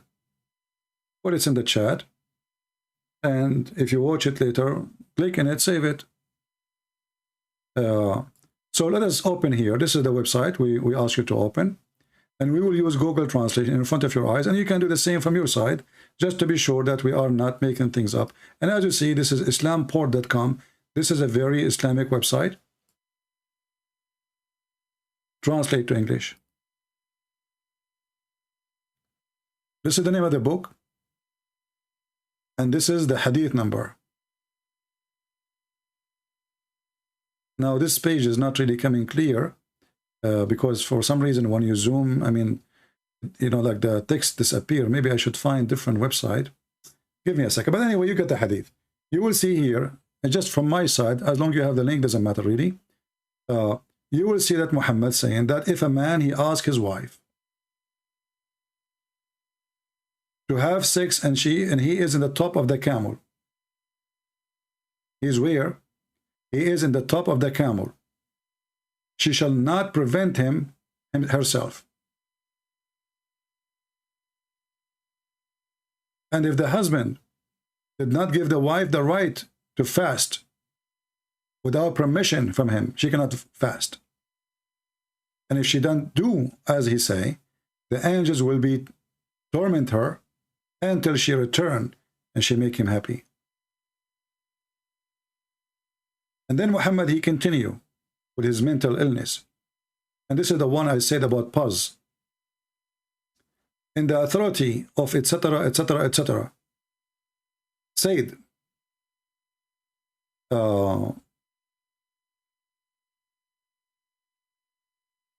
Let us see here.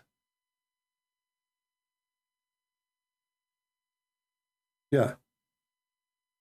This woman, she refused to marry and obeying her father to marry as he said, he ordered her.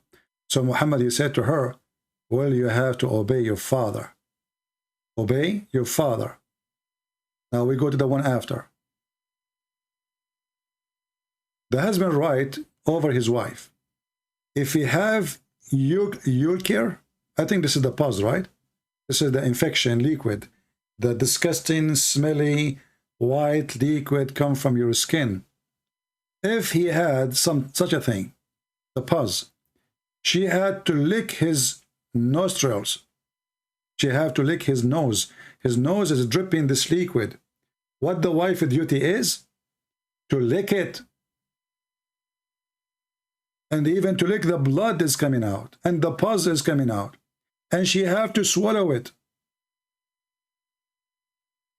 Not lick it and just like, you know, she have to swallow it. Not to spit it. Even if she do so, she did not fulfill the husband his right. Do you see it, people?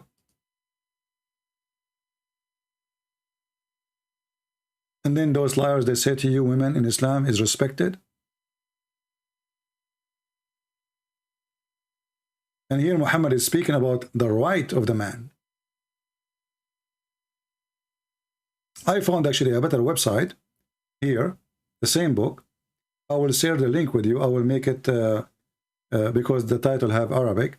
I mean the top there. If you look at me here, I have always difficulty to share those kind of links because they have Arabic, as you see. You see, so I have to convert them. So let me convert this link, make it shorter without the Arabic, so we can post it in YouTube, and you can save it in your reference, and you can add the title description for what you heard, what you learned. But my friends, do you see how Islam respects the women? Now, if you are a sick person, you would love it. If you are a sick person who like to take advantage of women, treat them like garbage, you will love it. Because this is a religion made by the man for the man. If you are a sicko, if you are mentally ill, you would love it. This is the link I just gave you. This is a better link than the previous one because the website can form differently, you know. Now the website I gave you, it's called Sharia Library, but this is not a Shia book. Just take a note. This is Muslim Sunni book. But don't think that the Shia, they consider the women higher than men. They are the same.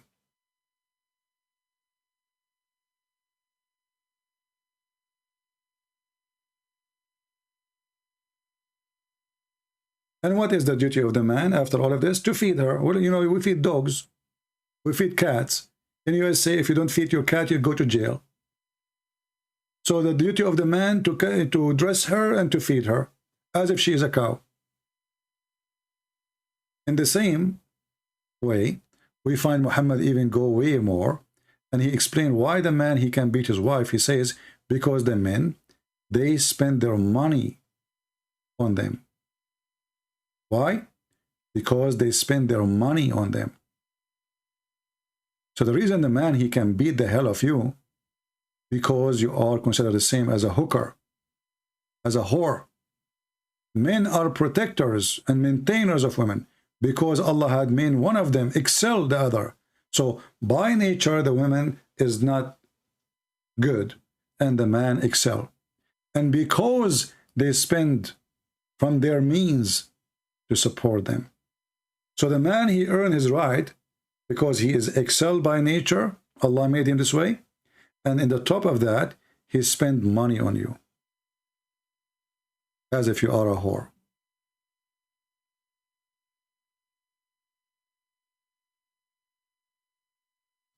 Muhammad saying, well, sorry, show me the hadith which isn't obscure and actually followed.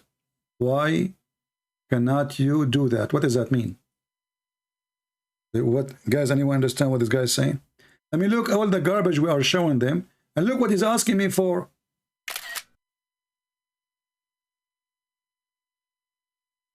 What is that? And if there is a hadith you want to post, my friend, post it. Let us see, so we can laugh.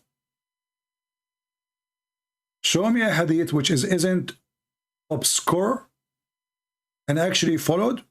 So you Muslim, you don't follow the preaching for a prophet? You Muslim, you don't follow the hadith no more? You don't follow the Quran no more? You Muslim don't follow that the one who beat his wife, nobody can ask him, question him why he beat his wife? Can you show me one hadith we follow? All of it you follow. Prove me wrong. Do you want me to open Skype for you so you can call me and get me busted? Or you are a hero in the chat?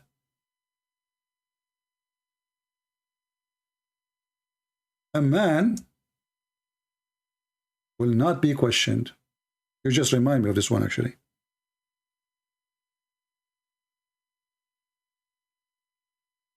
A man should not be questioned why he did beat his wife.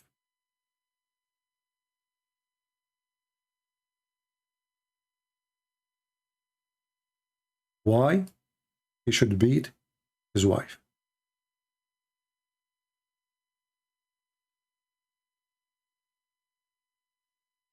Or why he did beat his wife. Which means, if you live in an Islamic country and you call the police and you tell them, my husband is beating me, they will say to her, you know what? It is not right for us to ask him why he even did beat you. This is his right. And Umar reporting, by the way, what Muhammad said.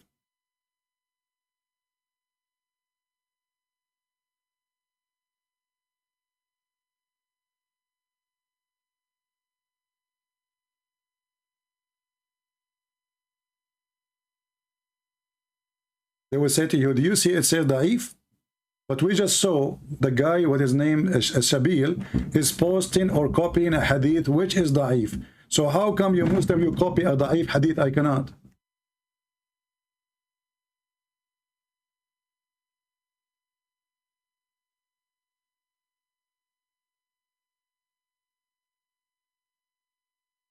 This is your potato was quoting a hadith which is da'if.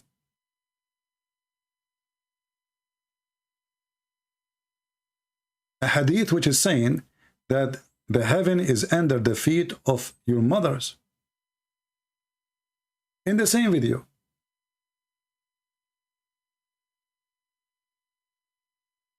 And I showed you that this hadith from a Muslim website is da'if.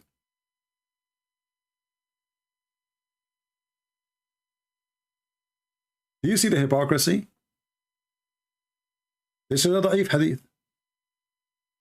But he just quoted.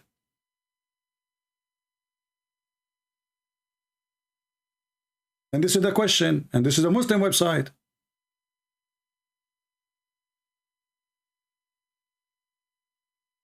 And this is a fatwa. How true the hadith that paradise is under the feet of your mother? The answer is, it's weak. So Muslim, they quote for you weak hadith because it served their propaganda. And they hide it or they deny it when it doesn't. Do you see the hypocrisy of this religion?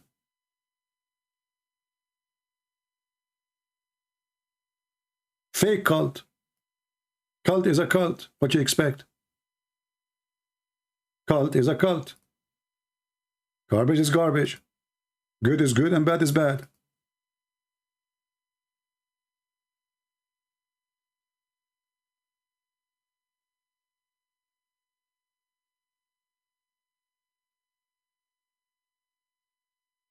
I did not say it's wrong. I say I accept it. But it's you Muslims. I'm showing you your hypocrisy. Your teacher here is teaching you a hadith. He is teaching the Christian a weak hadith. So when you Muslim, you use the word which is hadith, da'if, you use it to wash your hands from it. And what kind of a prophet he say? That the heaven is under the feet of your mother, but your mother, she will go to hell. If we ask actually the Muslims, what the hadith is saying, what the meaning of that the heaven is under the feet of your mother, they will say to you, well, by being good to them, you go to heaven. What about my mother? Oh, she will go to hell. Isn't it your prophet? He says that the most of people of hell are women. And the reason, because they have menstruation and they have a lack of intellect. So the heaven is under the feet of your mother, but your mother will go to hell and you will go to heaven. Do you see the hypocrisy and how dumb it is called?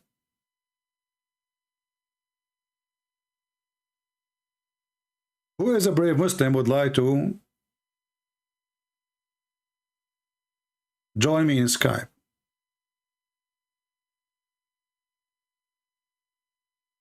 Anyone?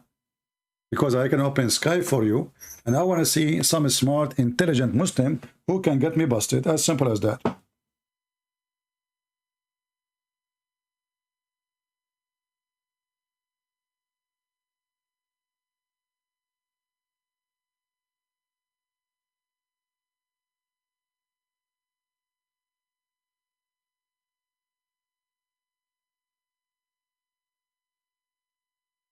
Anyone? Until now, I don't see anyone. Let me open my Skype. Give me a second.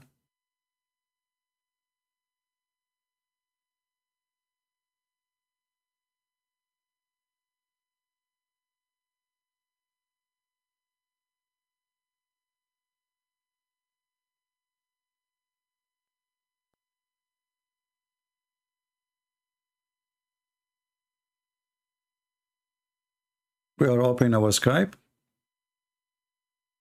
And let us see if there is any Muslim who would like to join us. Anyone? Who is a Muslim who would like to join us live on air? Prove me wrong. And as you see, everything I showed you is from your websites, showing the numbers, showing the reference, showing everything you need.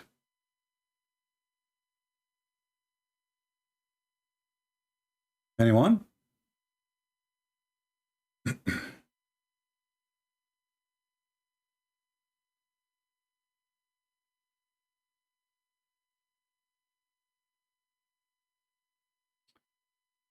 Only if you are a Muslim you can text me, or text me only if you are a Muslim. If you are not, don't.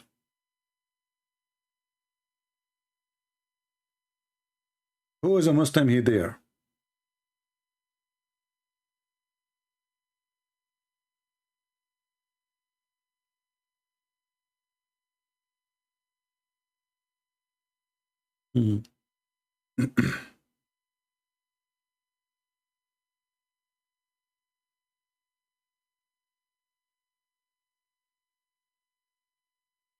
I mean, look at the Muslims. They send me text messages, and you will die laughing at what they say. In Bible and New Testament, you believe that in Paul, you free, you do anything you want, killing, fornication, and any. You are a false liar like your prophet. In fact, the verses about fornication and gambling is taken from Paul. It is Paul who said, the one who do gambling and fornicate like your prophet, and etc., they will not go to heaven. You see how they lie? Do you see how they love to lie? They spread false information about what Paul he said.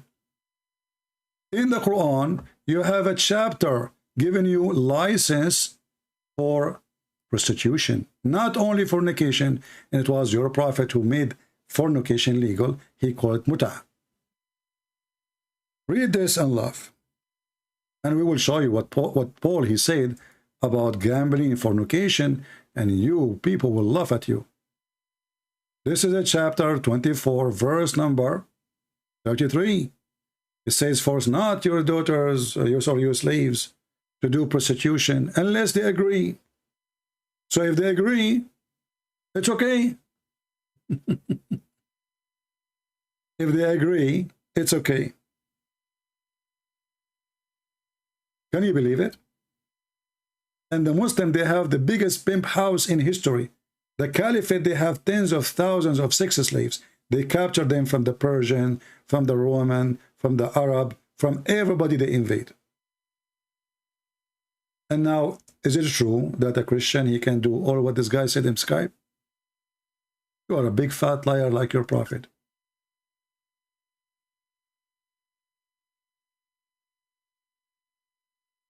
Let us open the Bible and get them busted with no mercy. Liars, liars will end in fire. You can do gambling, you can do fornication, you can do killing, you can do everything. This is in Islam, my friend. This is not in our belief. You are a fraud like your prophet. You are a fraud like your prophet. You know, I never really saw a Muslim, he knew his religion, and yet they school us. This was, I don't blame them, by the way, because this is what they teach him in their schools. I remember once a Muslim, he's a very nice guy, very, very nice guy. He came to me once and he said, I want to ask you, but I'm afraid. I said, afraid from what?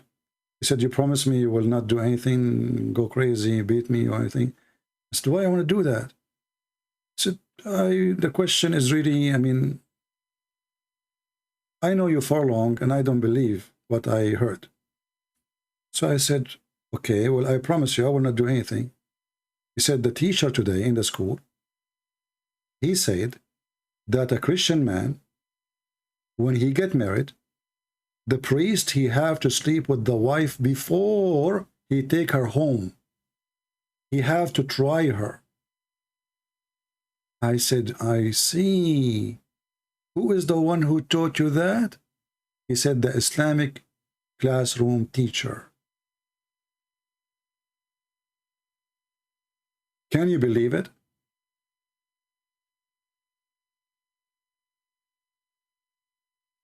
The Islamic classroom teacher teaching the Muslim kids that the Christians, before they take their wives, after they get married in the church, he cannot take her home unless the priest take her first and she spend the night with him.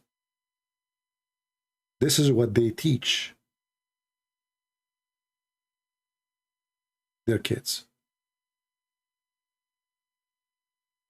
Evil, liars with no dignity.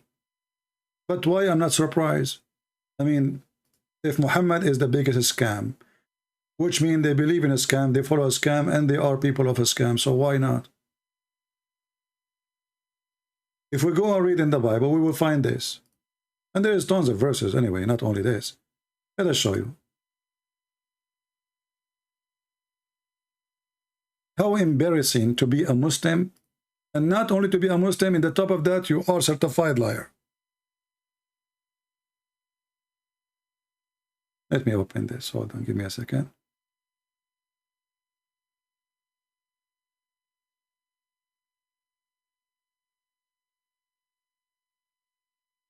If you remember when Muhammad, a man came to him and he said to him, I did with this woman everything the man do, except sexual intercourse. The man, Muhammad, he said to him, don't worry about it. This is called al-lamam. Al-lamam. So you can take a married woman to your bedroom. You can touch her. You can kiss her. She can play with your penis. You can play with her vagina. Excuse my language. And that is not a sin in Islam. It's called al-lamam, which means small, tiny things. It's not a big deal. It's not a big deal. You know? According to this liar, Paul, he taught us that we can do fornication, we can sleep around, we can kill, and we can steal. That's what he said.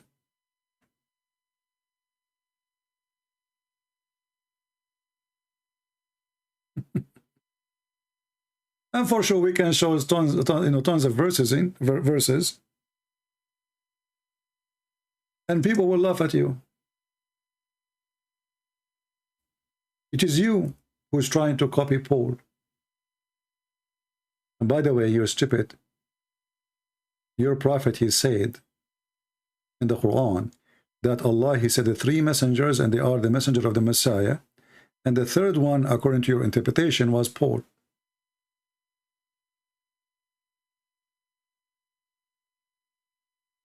Was what? Paul.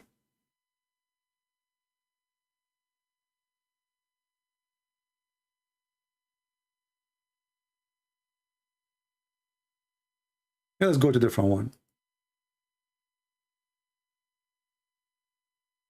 Actually, in the Quran, there's no punishment for rape. I mean, this is the only religion, it's called religion, but did not even mention the word rape. Why? Because Muhammad is the biggest rapist. He will not punish himself.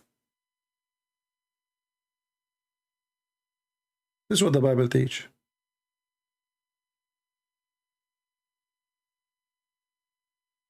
Your God himself, he asked for mortgage. He was begging for money.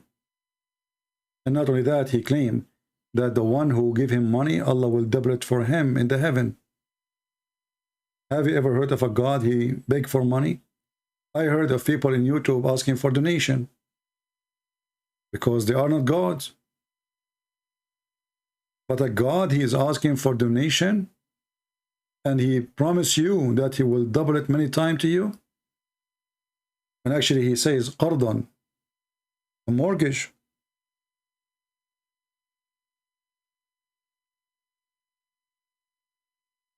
And notice my Skype is open, not even one Abdul there to text me or call me. This text is from yesterday.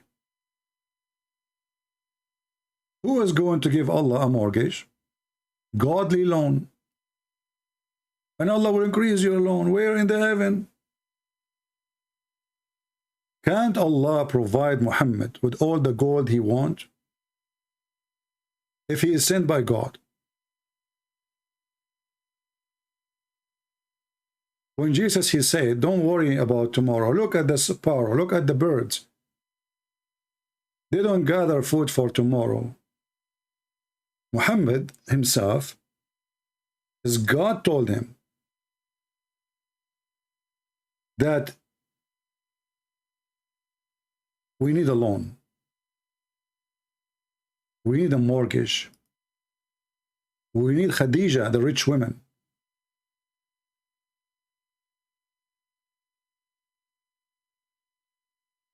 Anyway, our videos went longer than what we planned for. I made a short video. And as you see, the Muslims, they don't dare really to answer, to read. And if you are a Muslim and you dare to call me and show me where in the Bible it says you can go kill, you can go do gambling, you can go sleep around, you can do steal, go ahead. We have the 10 Commandments, you potato. And nowhere Paul, actually Paul is extremely conservative Christian. Extremely.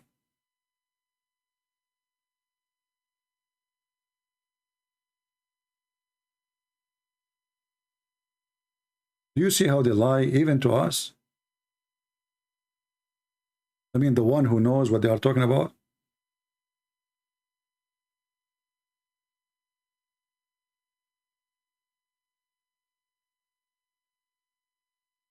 But nothing new. Nothing new.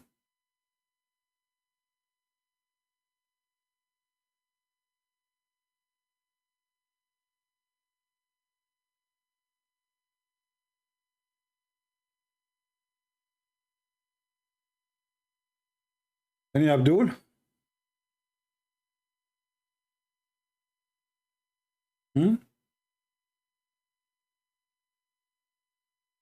While the Quran was praising alcohol, claiming that alcohol is a magic from Allah, it's a sign from Allah, the Bible was saying, don't get drunk with wine, for it has lost, but be full with the Spirit. Nowhere in the Bible teaches us to be drunk. You can drink little as anything. Too much salt will kill you. Too much milk will kill you. Too much sugar will kill you. Too much wine will kill you. Anything you take too much of it is not right.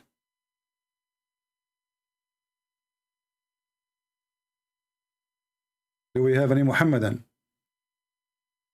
My Skype is open and 0 Abdul.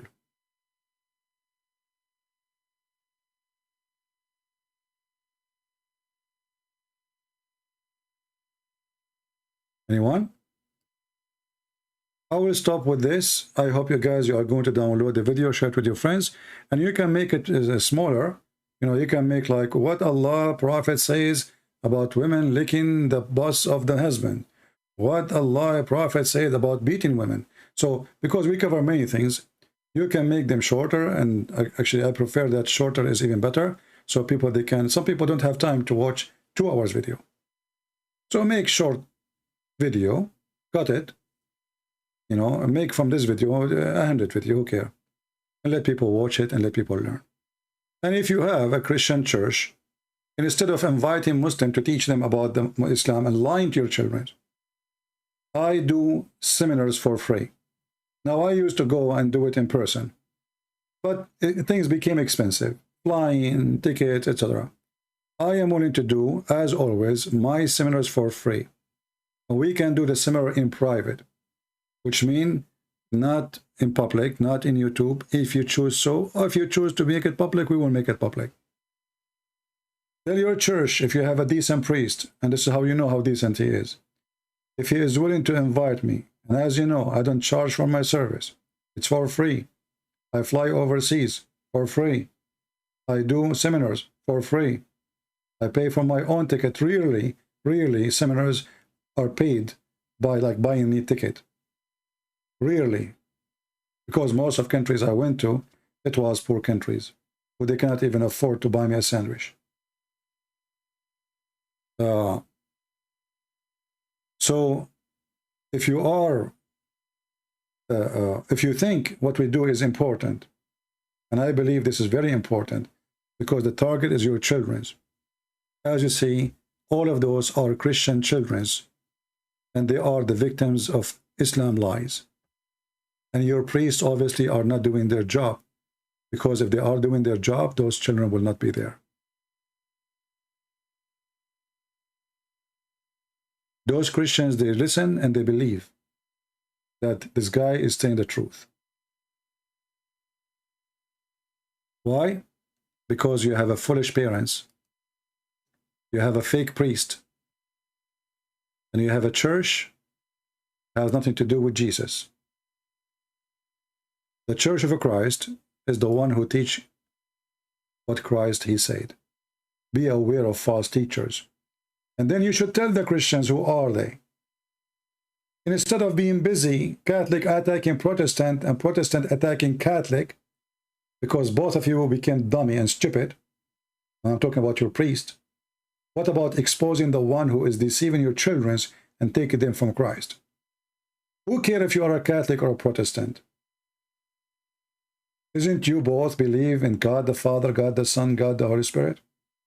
Isn't you both believe that Jesus is your Lord? Isn't you both believe that Jesus died on the cross?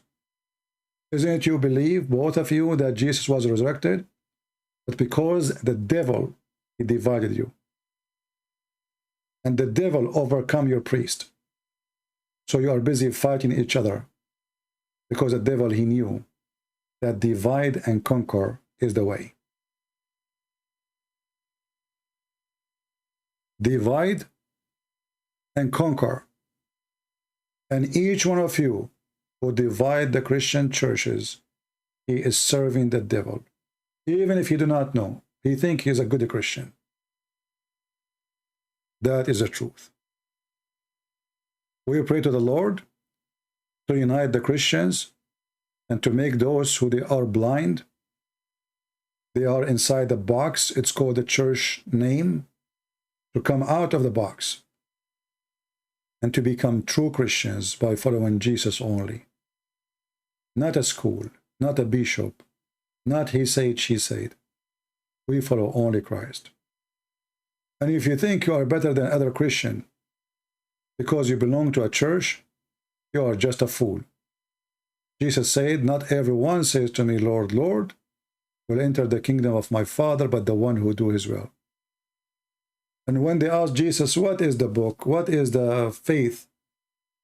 He said, the whole book is to wish to your neighbor what you wish to yourself. It's not a philosophy of a bishop. It's not a book written by an author and he have 10 degrees of the Bible. It's to wish to yourself what you wish to others. And for sure to believe that the Messiah is your way and your salvation. Otherwise, all of us, we are sinners. All of us, we commit sin.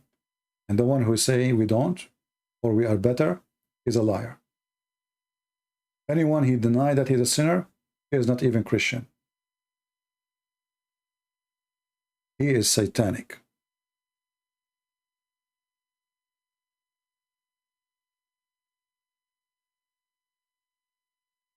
Please answer, it's a woman friend? What do you mean answer, it's a woman friend?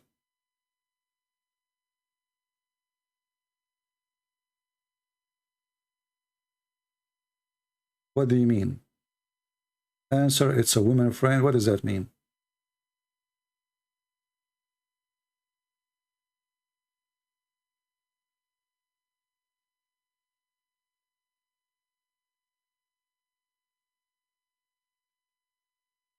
Do you have a Muslim woman, a friend of yours? She is with you in Skype? If this is the case, text me right now and I will call you. And tell me what's your name in Skype so I can check it out.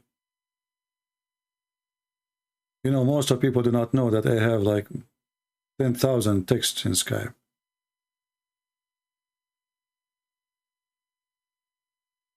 And I guess each one of them, he thinks that he is the only one.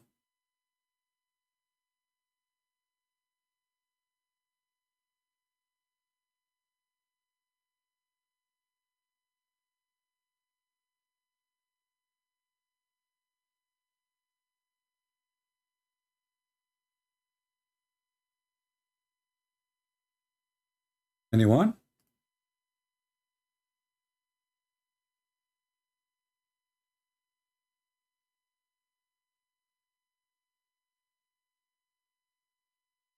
Are you the one who called himself a Christian Prince Jr. or something? Are you the same person?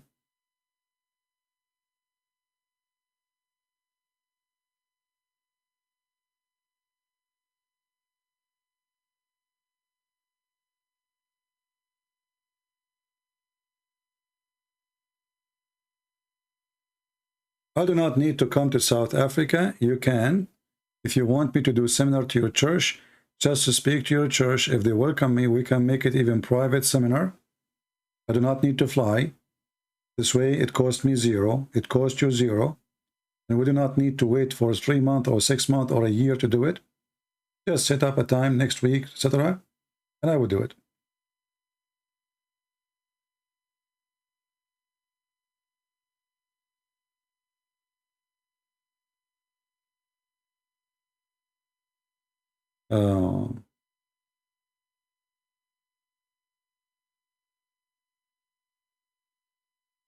Any Muslim? Last call.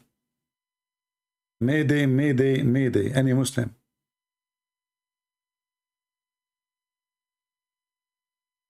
Well, Eliza is a very filthy person, and we were going to block you. She's a good Muslim. She want to taste my semen, she said.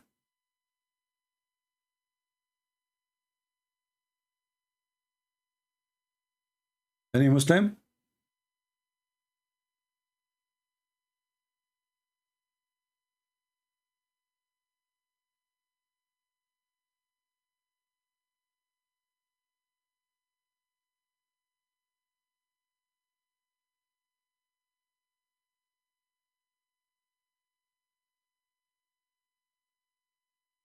Climate change? Yeah, climate change.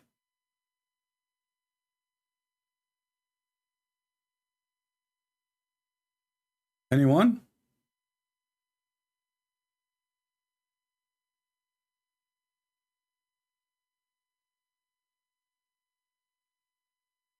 Any Muslim, he tried to fix the image of Islam before we go.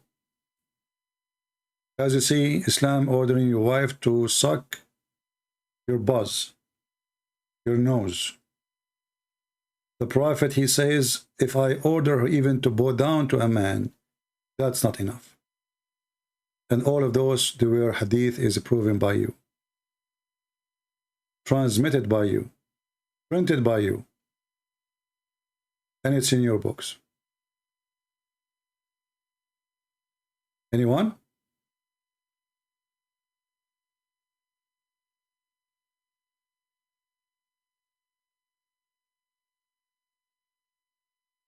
All right, that's mean the Muslims, they agree that Islam is a silly, stupid cult.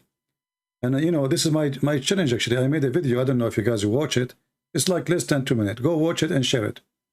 Very easy to share. It's like less than 2 minutes. The hadith where Muhammad, he said that women, they come in the image of the devil and they live in the image of the devil. Which one of them he dared to share this hadith by printing it in his t-shirt? Aren't you proud with your prophet teaching? Be proud and show me how brave you are. Print, the women, she advance in the image of the devil and she retreat in the image of the devil. And then I will say that Muslims really, they are proud about their prophet. And as you know, this hadith is authentic, very authentic. So you can't play the game of weak and strong. Could you help me to find the part in the Quran where it says you have to pull your wife hair during sex to thank Allah? I never heard of such a thing in the Quran saying you have to pull your wife hair during sex. I don't know what are you talking about. This is not in the Quran. I mean, from all the garbage we just showed you about what the women she suffer from, you come to a conclusion that there is something that says pull her hair during the time you have sex with her? Is it enough the 2 hours garbage I just gave you?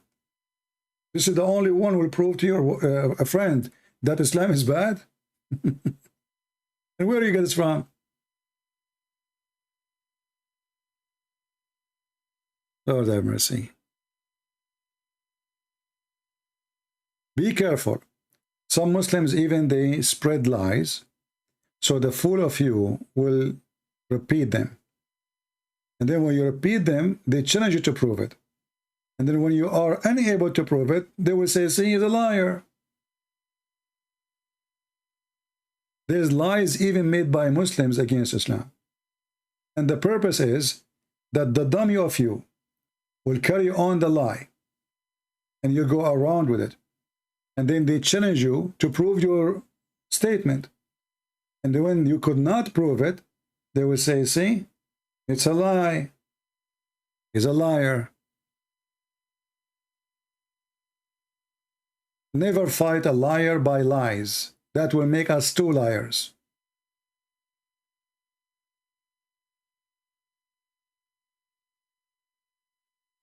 As an example, now the Russian, they made videos and they post them in Twitter or TikTok or etc., claiming that those are posted by Ukrainian.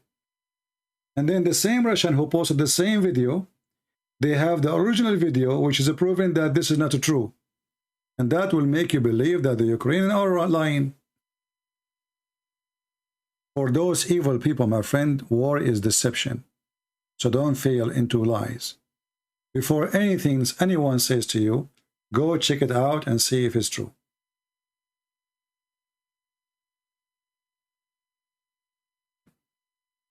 And actually, the reason the Muslims don't dare to call us, do you see how many Muslims in the chat make an objection?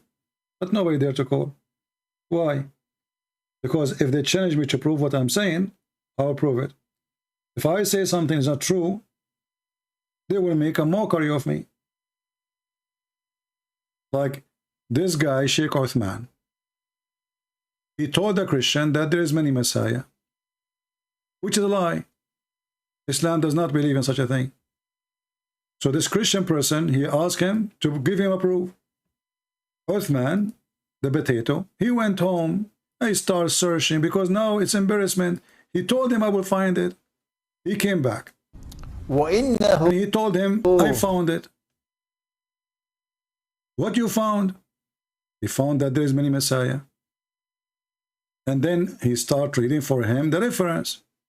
And then the guy, Uthman, he did not notice that those Christians, not all of them, they are not Arab. There's Arab Christians who speak Arabic, they read Arabic, they are going to check it out. And they did, and they found that this coward Uthman is copying a note printed 1998, claiming that this is a statement made by the Caliphate Umar.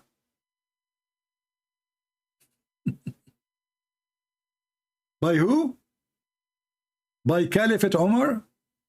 So the Caliphate Umar was exist 1998. So he said, relax, relax, relax. Are you nervous? Relax, here. I have it here in my hand. And you have the page. Relax. And now the guy, our friend here, our brother, he go to look for Uthman. He cannot find him. So even they made a video for him saying he's missing. He's working, unfortunately.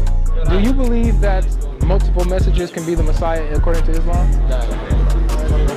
I'm not going to debate. You don't have knowledge?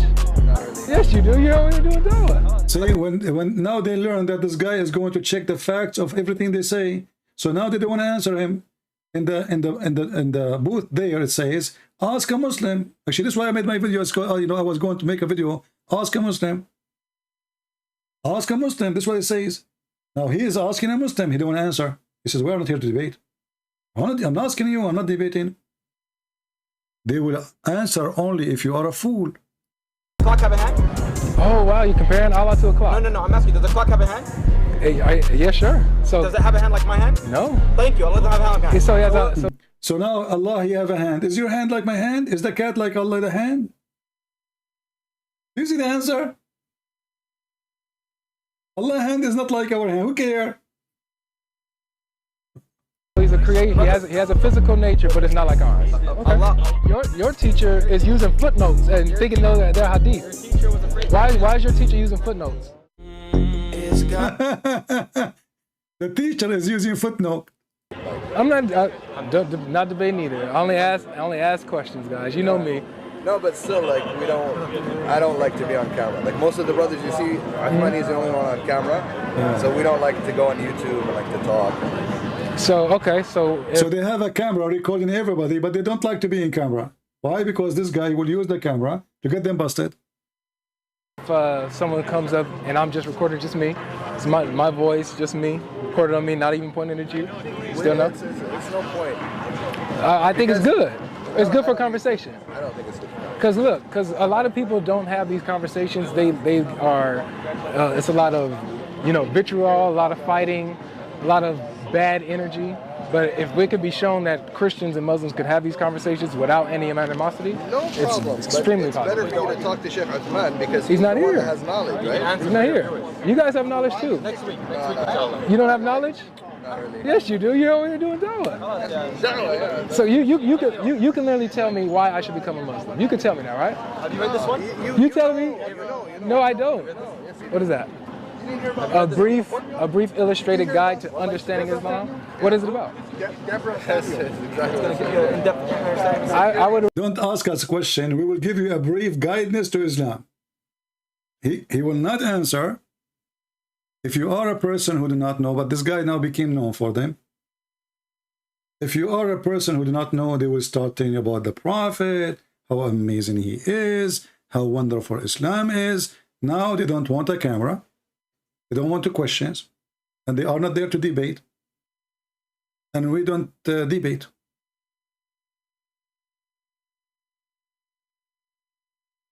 I'd rather talk to from the horse's mouth. That is how I learned. Asking me, yes. So don't read it up. I have you right here.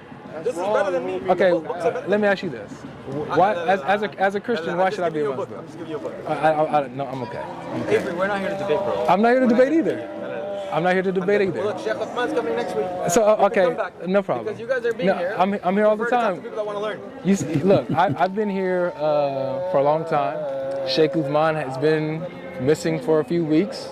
I've been trying to on Mother's Day, conveniently, Mother's Day. We don't celebrate that. But yeah, exactly. But yeah, I know. So, but I do, and so I wasn't able to be here. But I was here 2 weeks in a row, and you didn't show up. Because we were in Ramadan. And Ramadan was over last week, or the week before. We have 8 times. And then the guy has work. Yeah. So on Sunday, mashallah, he has a very high position in his company, and his own family doesn't see him. We don't get to see him. But on Sundays, he's here all the time. You guys are not really. Yes, he is. He never fails. He's here every Sunday. He's not out the country. Is he out the country today? Unless he has a teleporter like Star Trek or something. We need to build that. That's what we need, man. Because look, guys, I think it's important that we do a follow-up on the source that he brought. So when he comes, you can talk to him. I want to know what you guys think about it. Yeah, I mean, when he comes, you can talk to him, and we cannot find him to talk to him because now he's running away from the lies he did. Wrote in a notebook claiming that this is from the Caliphate. A notebook printed 1998. Unbelievable. What a fraud. Do we have any Muslim before we go? Any Muslim? Your sheikh is missing. As you see, they don't dare to call me. They don't even dare to speak to those who learn from me. Where is your sheikh? Anyone?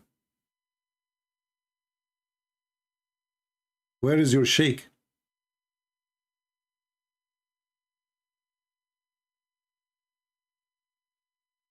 Any Muslim?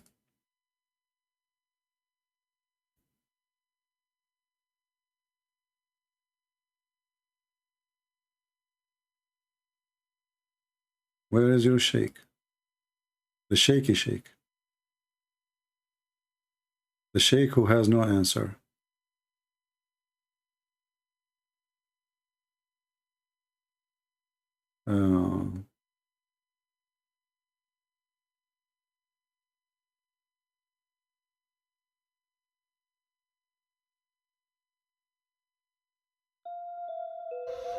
Hey guys, look, something's really been bothering me.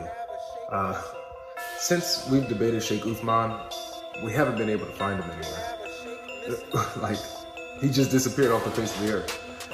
Where are you, Sheikh Uthman? Where have you been? Where are you, Sheikh Uthman? Where have you been? Sheikh Uthman! Where are you, Sheikh Uthman? Where have you been? I come here every week to Uthman's turf. Now it's my turf. Now it's our turf. It's not his anymore. He's been running for weeks. We have a sheikh missing. He's been running for weeks. Where are you, Sheikh Uthman? He's been running for weeks. Where are you, Sheikh Uthman? He's been running for weeks. I've been looking all over for you, man. Put his pictures on every milk carton. He's been running for weeks. We have a sheikh missing. Missing sheikh. Where are you, Sheikh Uthman? We have a sheikh missing. He's been running for weeks. Call, dial this number. We have a sheikh 818. Find your sheikh. We have a sheikh missing. We have a sheikh. Yeah, man, I don't know where they at, man. Where they going? 818, find your sheikh. We have a sheikh missing. 818, find your sheikh. Spread the number around. Spread the slogan around, y'all. 818, find your sheikh. We're going to start this movement, and we are going to find this man. We have a sheikh missing. We have a sheikh. 818, find your sheikh. We're going to find him. My bad. I just want to tell you, Sheikh Uthman is not the debate this guy. I just want to let you know, inshallah. No, I understand, I know. Yeah. But since our Sheikh says you cannot debate them, but I can give my number. We can talk to you, not in here, because that's what Sheikh Uthman said. We have a sheikh missing. My bad. 818, find your sheikh. That's the hotline. Look for him. Everybody hashtag it, everybody share it, make a community post. Do it. We have a sheikh missing. There's the narration in the top highlight, and the footnote on the bottom blue highlight. It's a footnote. This is a footnote. My bad. The whole paragraph is a footnote. We have And guess what? I brought this paper. My bad. My bad. My bad. I should have said, hey, relax. Oh, you look nervous, bro. Relax, man. No, you look nervous. This is our turn. We're here. Relax. And this is why this coward potato, he don't dare even to get close to me. And he was calling me princess, trying to bully me. Now you know why he don't dare. He saw this young brother. He is American. He don't speak Arabic. Perfect target. This perfect target, it made it so hard. He said something, and then the guy, he checked. He said, okay, let's do a fact check.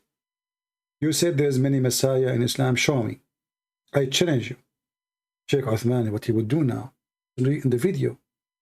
So he went home and he started looking. Muslim books by hundreds of thousands. He could not find one reference. He found a note. It's not even about many Messiah. It was a typo. And it does not even say the word Messiah. Al-Sharia, Al-Samha, became the Sharia, Messiah. What the heck? Which is showing us that he don't know Arabic really. Which is showing us that his master degree in Hadith is a fraud. Which shows us that he is stupid too, because don't you know that it's possible that those guys will go and check? This is an act of a stupid man. Don't you know that they might go and check it out? What if they go and check it out? Anyway, they did. They did. And if we ask any Muslim, every single Muslim, and actually if you are a Christian one day, and you have a camera, if you do YouTube, etc., ask the Muslim, do you believe there's many Messiah? He will say no. No. So what this guy is saying, he made a big poo-poo and he do not know how to cover it up. The smell is so strong, the poo-poo is so big, and we are waiting for him for the coming century to find that the Islam teach there's many Messiah. And you remember, this guy, he claimed that he have a master degree in Hadith, which means he spent his life studying Hadith. So how come he cannot find it? How come you mention something? Like, I mention something live on air. I don't even prepare for it. I take, maybe a maximum 2 minutes to find the hadith. And if not, I could not find it now. I say tomorrow, and then you come tomorrow and I will show it to you. This is I'm not even a Muslim. I'm not a sheikh.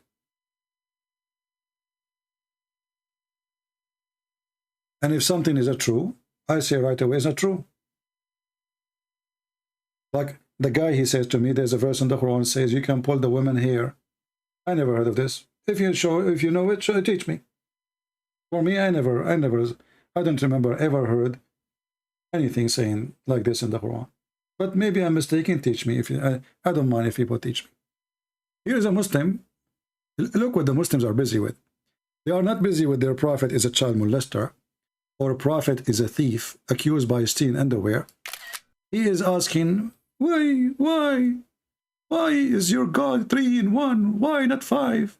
Hey, Abdul, this is the good question. But now you will cry when I answer you. As long as you are a person who says why, that's mean we can say why too. Can we? Why your God is 1, not a 3? I mean, stupidity is beyond imagination. As long as you are asking, questioning God, how he can be and what he can be, then we can question your God too. Why? Why your God is 1, not 1 and 3? He's a God. He's God. Are you going to design God as you wish? You yourself, you follow this God and you accept that he is 1 because he said he's 1. If he says he's 10, you accept. As an example, Allah, he says he have a foot. Do you discuss with Allah why you have a foot? Why? Why Allah you have 1 foot? What happened to the other foot? You lost it in Afghanistan? Why you don't ask yourself the questions? A person who questioned the nature of God, then he should question the nature of God. Why your God is one God, yet he have two hands and both of them in the right side?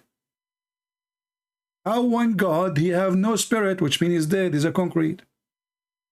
How God is one, yet he says, I will take a partner from ourselves. Why? Why God is 3 and 1? Well, God, he said, I am 3 and 1. You want to redesign him? Why we have one son? Why not two? Hold on. The Quran answered that. According to your stupid God, there is 2 east and there is 2 west because there is 2 sons. Is that true? This is your silly God. Explain the sun in the winter and the sun in the summer. So Allah, he thinks there's 2 sons.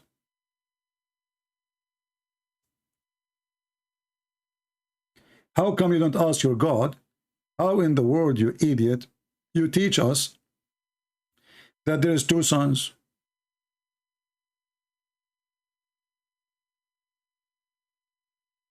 Let us see this verse here. Huh?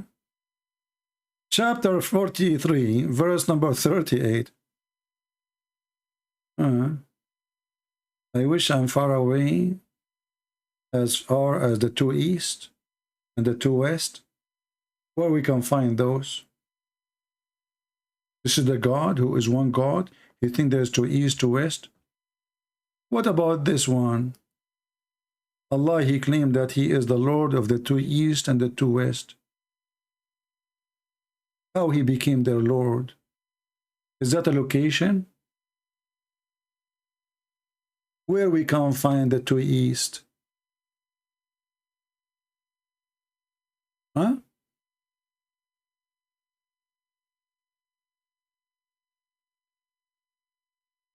What do you think?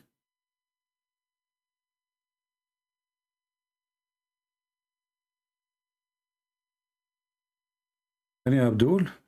My friend, wise man, we saw it, we saw it. We saw it. There's no need to repeat 1,000 times. 2 east, 2 west is literally device. Even Christians use it. Show me where the Christian they use it. So there's no 2 east, there's no 2 west. So how Allah is Lord, the 2 east and the west? If there is no such a thing. Okay, I will go with you. Who can explain the Quran better than Muhammad? Nobody, right? Who can explain the Quran better than Muhammad? You? Muhammad. Where the sun goes every day. So you are worried about the God, if he is 1, yet he is a 3 in the same time, and how that can be. Well, he is almighty. You cannot tell him what to be, what not to be. He designed you, he made you. It's not you who want to make him. Look what your prophet said. And this is approved hadith. Even Fufu, he said this is Sahih. Yes, yes, apostate prophet. The prophet, he got you busted with this one. Yes, this is a Sahih hadith. And and not only that, he refuted you there. So let us see what it says.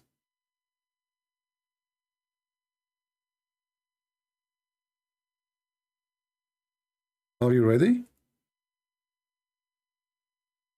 Your prophet is the only one who knows where the sun goes.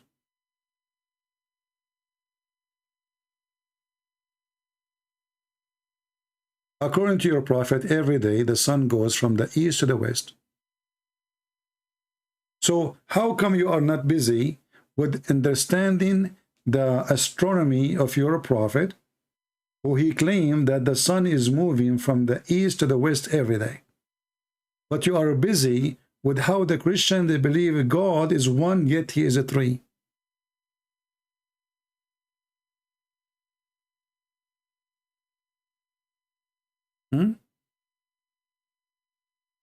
Are you there? Is that a Sahih hadith? This is Al-Bukhari. And even your Muslim friends on YouTube, those who hate me to death, they agree. This is Sahih. There's a video called Annihilation to Apostate Prophet.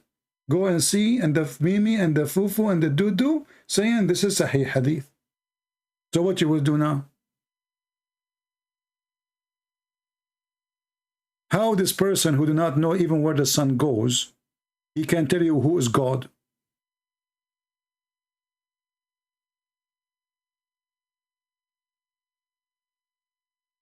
What do you think?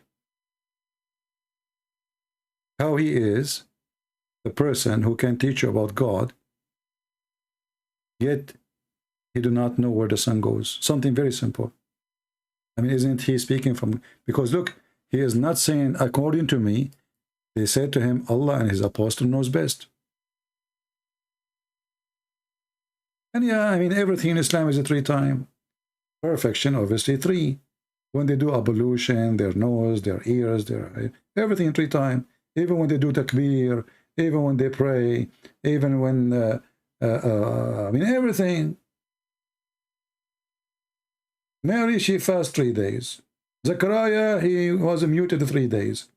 If you divorce your wife 3 times, and they talk about 3. And the names of Allah, in the name of Allah, Ar-Rahman Ar-Rahim.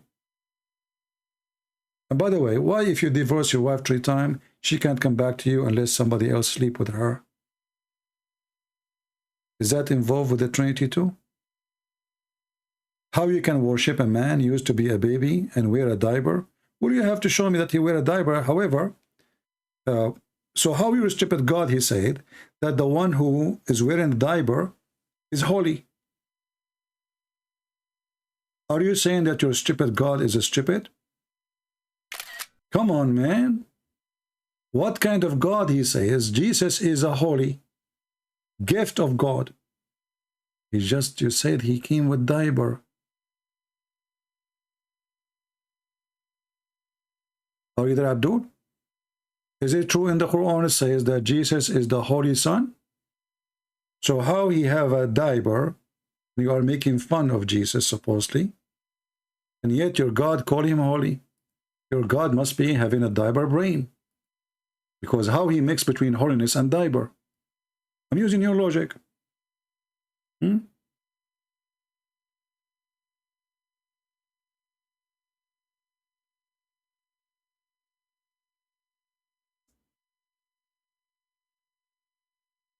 Read and laugh. This is your God speaking about the Messiah. And, you know, we will laugh now. And what you will say, I don't accept that. Huh?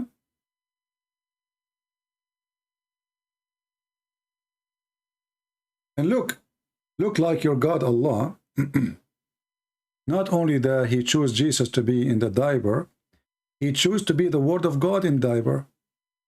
Is that your Quran? Saying that Jesus is the word of God? So the word of God came to us in a diaper? Is that your religion? And look, the Muslims, they add the word be and they add things to cover up the stupidity of Muhammad. How Jesus is the word of God, yet he's in the diaper? I want to know. I want to investigate.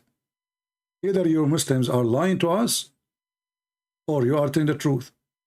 If Jesus came in a diaper, that means he cannot be the word of God. And he cannot be even the Spirit of God.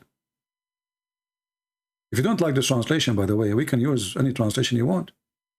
If we go to chapter 19, verse number 19, we will see the Quran saying that Jesus is the Holy Son. Things is getting more horrible. So according to you, Jesus in the diaper, he don't fit. According to Allah, he's a Holy Son. Is that a holy? What make him holy? That because he was in a diaper, according to you? See how silly stupid you are? And why Jesus, the one in a diaper, he is in heaven and your prophet is in the grave? Do you think the diaper of Muhammad was bad? That's why, and smelled so bad, so this is why Allah did not take him to him? Like Allah, he smelled Jesus. Oh, he smells so good, I will take him. He smelled Muhammad, yuck, you stay here. Can you tell me why Allah, he chose to take Jesus to heaven, but he did not take Muhammad? Either he have to be a person who have a very bad diaper, and the smell is so bad, or you have to give me an answer.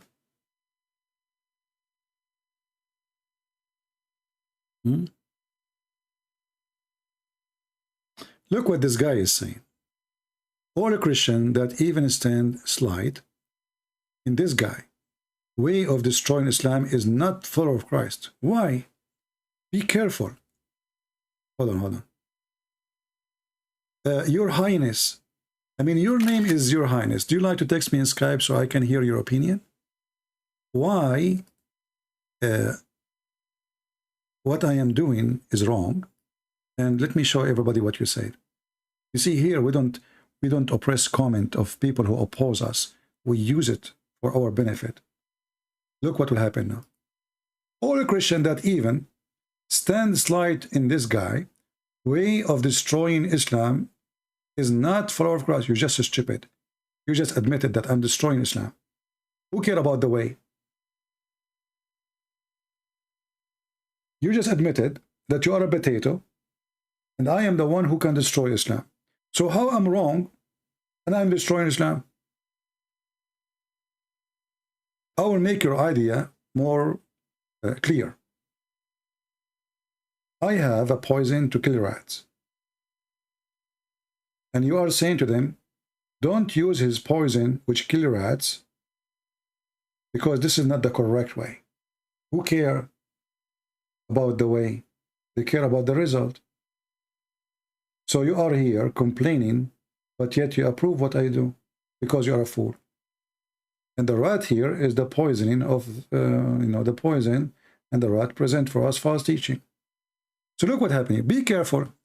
Christians of even slide standing on this man, way of destroying Islam. You repeat the same thing again and again. So I can destroy Islam and you cannot. You are a potato.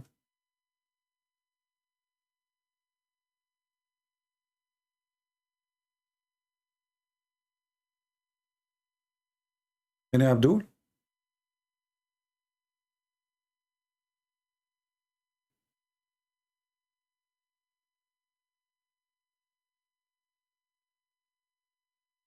What, he don't mean to say what he said? I mean, he said that this is not a Christian way. Right?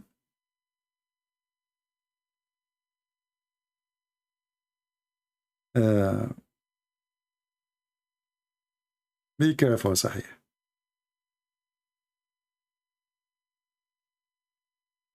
Be careful, guys, in your comment. The Muhammadan, they will use it against us. So, listen, Abdul. They want to make any excuse to take our videos down, as you know. I destroy Islam and no Muslim can debate me. Why that is hurting your feeling, Mr. Your Highness? What is your problem? He don't stand your way? I don't know, what does that mean? Okay, so no, look what he said. Let us open the interpretation of Ibn Kathir to understand what he is saying. All a Christian that even stands slightly in this guy way of destroying Islam is not followers of Christ. Oh, he mean the opposite, you mean? Oh, this is mean my English is bad? Okay, maybe I got you wrong. I apologize. As you know, English is my 711 language. Stand slightly. I was looking, what is stand slightly? Or maybe he is not actually speaking against me. Oh, okay. Misunderstood. Well, I always learn how to misunderstood comment in English, you know?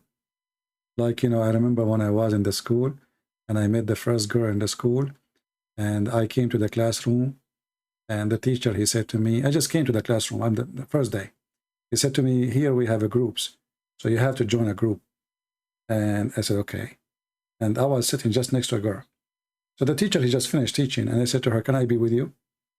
She looked at me and she said, I'm lesbian. I said, oh, okay. Nice to meet you. Second day, I saw her in the cafeteria in the morning. So from far away, I say, hey, lesbian, how are you? Like now I have a friend in the school. This is the only friend I met yesterday. Hey, lesbian, how are you doing? She came to me in the speed of light. She said, what you are saying? Why you are screaming like this? I said, what? She said, why you are calling me lesbian? I said, yesterday, introduced yourself to me, and you said, by the way, I'm lesbian, and I told you, by the way, I am, etc. So what's the problem? She said, lesbian is not my name. I said, so why you? She said, you told me you want to be with me. I told you I'm lesbian. I said, yeah, I told you I want to be with you. The teacher, he said, I need to join a group. Didn't he say that in front of you? Just 2 minutes before he leave? He said to me, by the way, you need to join a group after he finished the class. And right away, I said to you, I want to be with you. So I apologize for your comment, misunderstanding. Forgive me, please. By the way, she is lesbian. And why she get upset? I mean, if lesbian is not, no comment, no comment.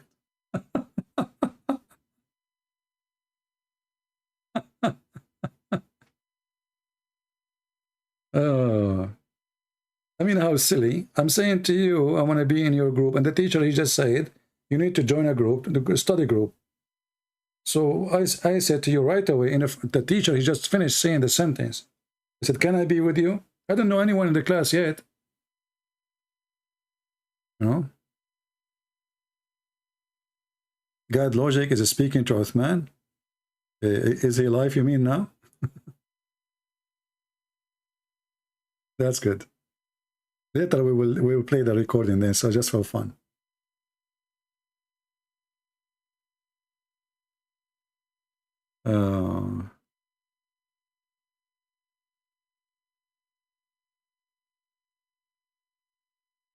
Okay, hold on, let me see what's happening there.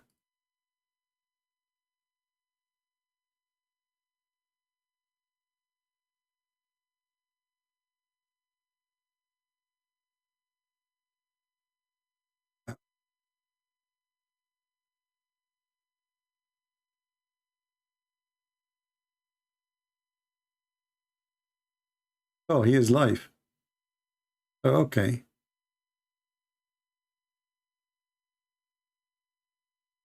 But I see that the broadcast is not coming through. We have difficulty with the streaming.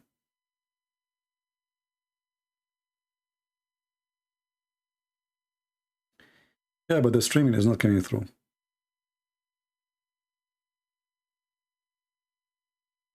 Anyway, maybe later we can play if he recorded. Do we have any Abdul want to say anything?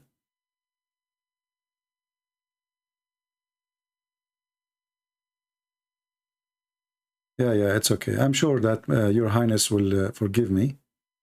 You know, we are Arab and we are very polite people, you know.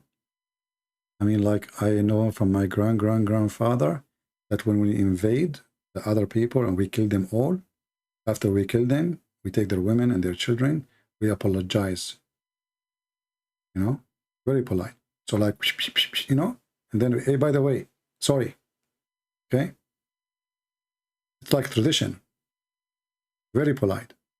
It's like it's in our blood, you know. We cannot, you know, we cannot stop it from doing it, you know, like it's, we have a noble blood, by the way, you know? Yeah. Like, why the prophet, he killed the Christians? He trying to save them from hell. Which one is better for you? Okay. Why he raped their women? Well, they give them the honor to sleep with the prophet. Oh, okay. That makes sense. All right. And why he took their gold and silver? What you will do with it? You are dead anyway. Oh, I never thought about it. You are right. I mean, at least the prophet, he will use it to kill more people. And why Sheikh Uthman is quoting the note? Khalas, khalas, my bad, khalas. All right, Your Highness. So sorry. Well, because always I receive, you know, negative comments about how I do things. You know, I did not understand the word you said. As you know, in my English is very. By the way, I used to teach in Oxford University. But they told me you can teach only when the school is in vacation. And the reason for that, they don't have enough room for me. You know, because my classes was very big. So when I saw you saying this, stand slightly, I have no idea what does that mean. I thought all a Christian, they don't stand slightly. I mean, this is really weird. Do you think it's my English the problem or your English? Until now, I'm not convinced that because of my English. I think you need to go to school again, my friend, and join my classroom in Stanford University, which is in Oxford, you know, next to Brazil. You all a Christian that even, I mean, why you put even there? Even that is more horrible. So even stand slightly in this guy. You call me guy? No, in this guys. This guys. I mean, oh man, this guy. I think I'm many. This guy's way of destroying Islam. By the way, sometimes I feel like I'm too many. You know, like I'm like Muhammad. You remember when the video of the Sheikh, he was explaining how you will go to heaven, and then you arrive to your castle, and then in your castle there is 4 doors, and then the Sheikh, he explained, he says you will enter from one door. I mean, isn't it obvious you will enter from one door? Can you enter from the 4 doors at the same time? Unbelievable. You live in Oxford? No wonder your English is messed up. You were one of my students. You know, I went to English class, and we have 2 Turkish girls in the classroom. And that means all of us, we are foreigners, obviously. I mean, who is going to take English class except foreigners, right? So there's 2 Turkish girls. They don't show up every day. But when those 2 girls, they show up, our classroom usually is like 10 people, 15 people, maximum, you know, maximum maybe 16. When the 2 Turkish girls in the class, our class is like 30. They wear a short, it's shorter than Allah. The t-shirt is thinner than the Quran. You do not need the glasses to see through. As Muhammad, he promised you about the virgins. And I assure you for sure, they are far away from virginity. They come to the classroom, the teacher, he sweat. The student, nobody looking at the teacher. The classroom is a chaos. You know, nobody, they can't even stop talking. They leave the classroom is empty. And then the boys, one after one, they come to them. So you are from Turkey, huh? If you need anything, listen, no, anything. Okay, this is my phone number. Please, if you need anything, okay? By the way, I have a car, okay? And then the other guy, I mean, one after one. And the teacher, who is really good teacher, you know, he's like polite. He said, hey, come on. Please stop doing what you are doing. And he was looking at their legs. I mean, even the teacher.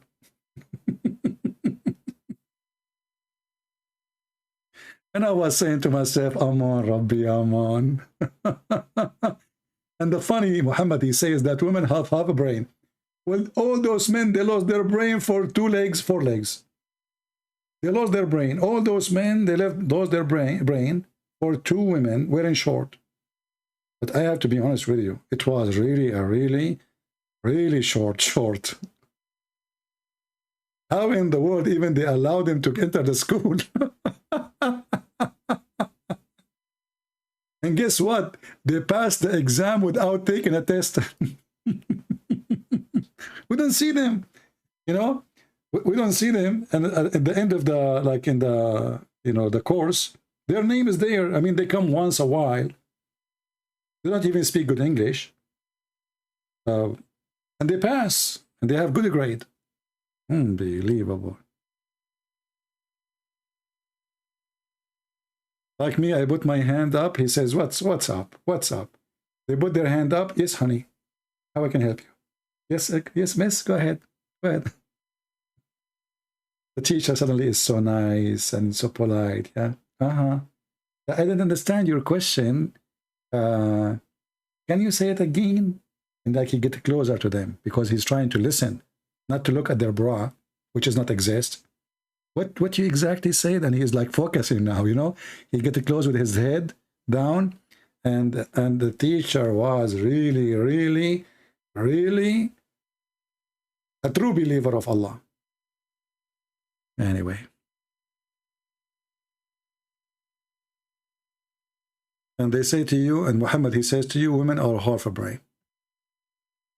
Look what happened to Muhammad himself when he saw a woman. She is not even wearing a short. You remember? We just made a video about it. He saw a woman. She is not wearing a short. She is a Muslim. She is wearing a burqa. And what happened to him? Boing, boing, boing, boing. His private part started flying in the sky. And then he could not hold himself. So he went to his wife. His wife, she is doing the other tanning. He pushed her. Honey, I am busy. Look, I'm dirty, sweating. Let me at least take a shower. Get out of here. What shower? What for? Hello? You know, he just saw a woman. So imagine if the Prophet of Allah was the teacher. And those two Turkish females, who they are wearing short bikini. I can't describe it better than short bikini. And not only that, even the short, which is so short, have holes in it. That is even making it more. There's holes in it. Yeah, and the pocket, there's no pocket. There's little pocket coming out, you know, like, I mean, they can't even put the pocket inside. I don't know why, you know? So the pocket are coming out. There's holes close to their private part. And the short is extremely short. Enough description. So the Prophet, he saw a woman walking by and she is not wearing a short, and this is what happened to him. What if the Prophet was a teacher?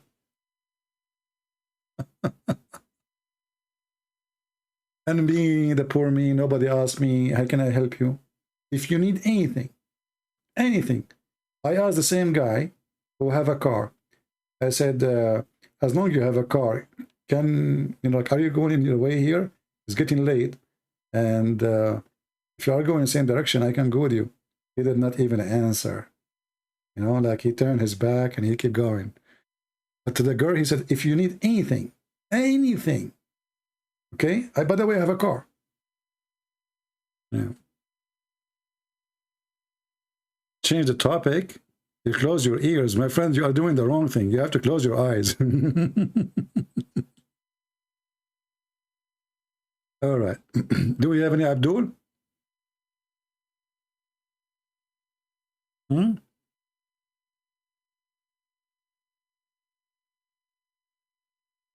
Any Abdul? Yeah, well, there is a hole in the narrative, and there is holes in the pant, and there is a hole. And remember, Muhammad, he is expert with those things. He is the only prophet who was accused of stealing underwear. And yet this Abdul, he is busy about the Trinity. How in the world you are a prophet and you have your companions, and those companions accuse their prophet of stealing? Imagine, God forbid, God forgive me for saying that one of the disciples of Jesus accused Jesus that he stole a piece of clothing. What kind of disciple they are? You see what kind of, you know, the person in the Middle East, we say, tell me who is your friend, I will tell you who you are. As simple as that. So like when you see a person walking the street, and he is walking with a bunch of guys. If you do not know him, you know his guys, the friends with him, then you can judge right away. Because if he's not like them, he will not walk with them. So if there are people who do drugs or, you know, they do crimes or theft or whatever, then he is the same. If there are people of education, you know, nice people, etc., then he will be the same. Tell me who is your friends, I will tell you who are. So those are the more close people to Muhammad, accusing the Prophet that he is a thief. And look at the false translation. No prophet could ever be false his trust in any person. This is really what the verse is saying. Let us change the translator. This is Yusuf Ali. Let us see Hilali and Khan. Trust? What trust? what those people are talking about. It's not for any prophet to take illegally part of the booty. You see, guys, in the other translation, it's not for a prophet to trust. What to trust? Here, it's not for any prophet to take illegally the part of the booty, which means even what they are fighting over, it's a theft. The booty is a theft. They attack travelers in the street. They take off their clothes. They take off their panties. They take off their underwear. Even Muhammad, he take the sandals of the guy after he killed him. And now after they killed the guy, or the guys, they are fighting over the booty. And one of the Muslims, he saw a red underwear is missing. So he said, properly, the Prophet, he took it because obviously he have a habit. And the proof actually that the Prophet, he did, right? Yeah, Judas, but Judas did not accuse Jesus of a theft. Right? Even Judas is the bad one, supposedly. Judas himself, he killed himself. He was trying to redeem, let us say. So we cannot compare this. So here, the Prophet, he took the underwear, and now he made a verse saying, it is not me. Who is saying that? Allah. But look what happened. If Allah is the one who is making this verse, shouldn't Allah say who took it? Remember, Allah is the one who knows the unseen. So it doesn't make sense. You tell them it's not Muhammad who did it, but you cannot tell them who did it. It's going to be really good if Allah is God. Tell them, go to this guy, go to Christian Prince bedroom, open his third drawer, and then you will find the panty of Prophet Muhammad. Very easy. Is it easy? Allah, come on, Allah, He knows the unseen. So Allah, He did not tell us who took it. He just tell us Muhammad did not take it. Which means He's confirming that Muhammad is the one who took it.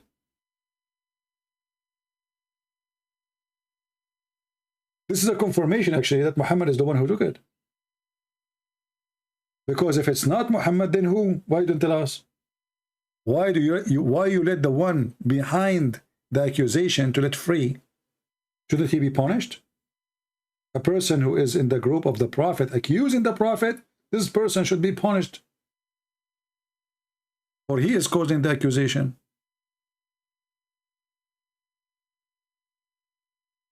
If Allah is God, He should say, I mean, look, listen here. This is not Allah who have a bad English like my English. Hey, Highness, are you angry from me? Your Highness? I mean, look at your name. Your name is Your Highness. I'm a Christian Prince. So both are from the same family, my friend. But come on, let it go. Khalas, my bad.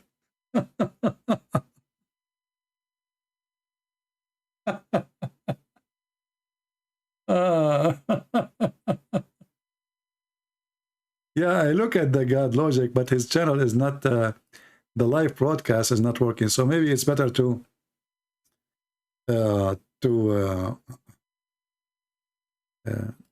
play the recording.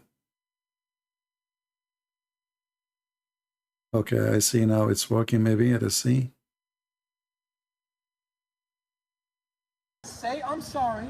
Don't say "Khalas, my bad," but say I apologize. I have a responsibility for truth, and therefore I was wrong for quoting this. And then let's move on in the conversation. That's what you need to do. You have the responsibility of that. Now, when it comes to what you just brought, this is hilarious to me. You brought Quran verses. Chapter 3 is the first one you quoted. Is that correct? Or chapter 5? Which one did you quote? All right, chapter 5. So you quoted chapter 5, which says that the Messiah, Jesus, the son of Mary, nothing but a messenger, right? That's what you quoted, correct? Right. Can you pull up the verse? Let's look at it. What an embarrassment. Why? Is force him to say sorry. I'm what? Najis. We're najis. You're not in a, yeah, sorry. What is a najis? What is that? Najis, you haven't made ghusl, you haven't done. What is a najis? What does that mean? Najis is you're not in a state of purity. Only people in so you're calling me dirty? It's actually filthy, dirty. Filthy, yeah. You're calling me filthy? Yeah, you don't know kafara najis. I love it. Good. True colors is coming out. True colors always been True colors is coming out. Okay. Man, we was friends too. He says that. No problem. you're saying that this tells you what the Messiah is. Sure. No, it doesn't. Oh, it doesn't. All it did was describe to you Jesus, what Jesus is. It doesn't tell you that the Messiah is only supposed to be a Messiah. The Messiah. The Messiah, Jesus, son of Mary. Exactly. So it's identifying who the Messiah is, and then says that this person, Jesus, is nothing but a messenger. It's almost like, I'm not done yet. I'll give you a turn. Relax. Don't be nervous. Relax. Okay, then just chill. All right, so now it's almost like me saying this. If I say the king, Jerome, is a black man, does that mean that I'm describing the title the king, or am I describing Jerome, who happens to be the king? Which one am I describing? The king or Jerome? Please. Just a quick Your statement is wrong because it doesn't say Al-Masih or Rasul. This is your problem. No, you're an answer. You didn't answer the question. I am answering. Listen, it doesn't say Al-Masih or Rasul. Al-Masih ibn Malik. It says Ma Masih. Ma, what does it mean? Ma al-Masih? This is your ignorance. No, it's not my ignorance. What you're doing is let me speak. No, I'm not. I wasn't done because I asked you asked a question. Yes, and let me answer my question. I am. No, because you're trying to take over my point. Statement you made is wrong. When you say you're trying to take over my point. If somebody can text him and tell him to let me join the conversation so I can make him shish kebab. No, I'm not. I'm going to just explain the wording so you don't quote it incorrectly. What verse number? What is the math for? What verse number is it? What the math for? You can buy that. 75. So I'll quote from the English Quran so we can see exactly what it says. The Messiah, you can follow along if you like, son of Mary, is no more than a messenger. Exactly. So no, it's 575. I'll let you go. I'll let you go. When you actually, bro, this is, you asked a question and you won't let me answer. Actually, you wanted me to speak. They'll give you a free one because you put it you're trying to take over the point. You did. But they have English versions on their You table that skipped they'll let over you the know. man. That's what I'm trying to. You did. You said the They won't give you one. Is a black man. That's not the way they're beginning. That's exactly how it is. I'm filthy dirty. Exactly how it is. No, you missed the Nafi. No problem. Look, No problem. I'm going to speak. And I'll give it to you. So this is what's interesting. It says here, the Messiah, Jesus, son of Mary, is no more than a messenger. Does it say that the Messiah, that's titled, the Messiah is supposed to be nothing more than a messenger? That's what he said. Or is it describing the person who happens to be the Messiah, who's no more than a messenger? That's all it doesn't tell you nothing about Messiah. It just tells you about Jesus, who happens to be the Messiah. The same way, if I said the King Jerome is nothing but a black man. If I'm not describing the title of the king, I'm describing the person Jerome, who happens to be the king. Go ahead. Just ask him, okay, show us where there is many Messiah. As before, let us solve it. The coward, he went and he looked all over. He could not find any reference except a notebook, which is not even saying that. Right. No. Truth be told, like the one he has in his hand. The thing you're trying to do about Al-Masih is to take Jesus to a level other than being a messenger, right? And the fact of the matter is, this verse destroyed your whole argument. Because it does not say Al-Masih is a Rasul. It says Mal-Masih. He is not, meaning that with the title of Al-Masih, with Al-Masih, even Al, right? Again, you're interrupting. You stupid idiot, this is all over. Al-Masih, it means there's only one Messiah. Chapter 4, verse 157. Chapter 4, 171. Chapter 4, verse 172. Chapter 5, verse 117. Chapter 17, verse 17. Chapter 5, 72. You see the liar? So now he's saying the word ma. The ma is just to give you that there's no exception except he is a messenger. But still he is the only Messiah. You see the coward? You see the fabricator? You see the liars? With the title, I did not interrupt. Sorry, guys. Even with the title of Al-Masih, Does he really? Yeah, that's what it said. They're sending me messages right now. They're saying CP wants to join the call. this is the thing you're missing. It's going to be on the When sky. you CP have wants not, to and you're talk. not even listening. Look at this. Like, see, you don't want to know the truth. If you are, you'll be listening to what I'm saying. They told you Christian Prince is here. All right. You think I was Hey, type. What did I I say? What did I say? No, that's not what I said. What did I just say? What did I say? You said you heard everything I said. Tell me what I said. It's a lie. I said I heard your point. You did not hear my point. What was my point? Is that my point is that I'm elevating Jesus and... That was where. What did I just say? When you were...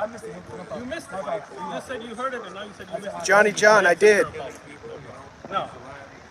When you see ma and illa for the Arabic speakers, this is where you take it up. You're not just giving information, you're restricting. When you say, if you said, I hope you really listen because you can learn something.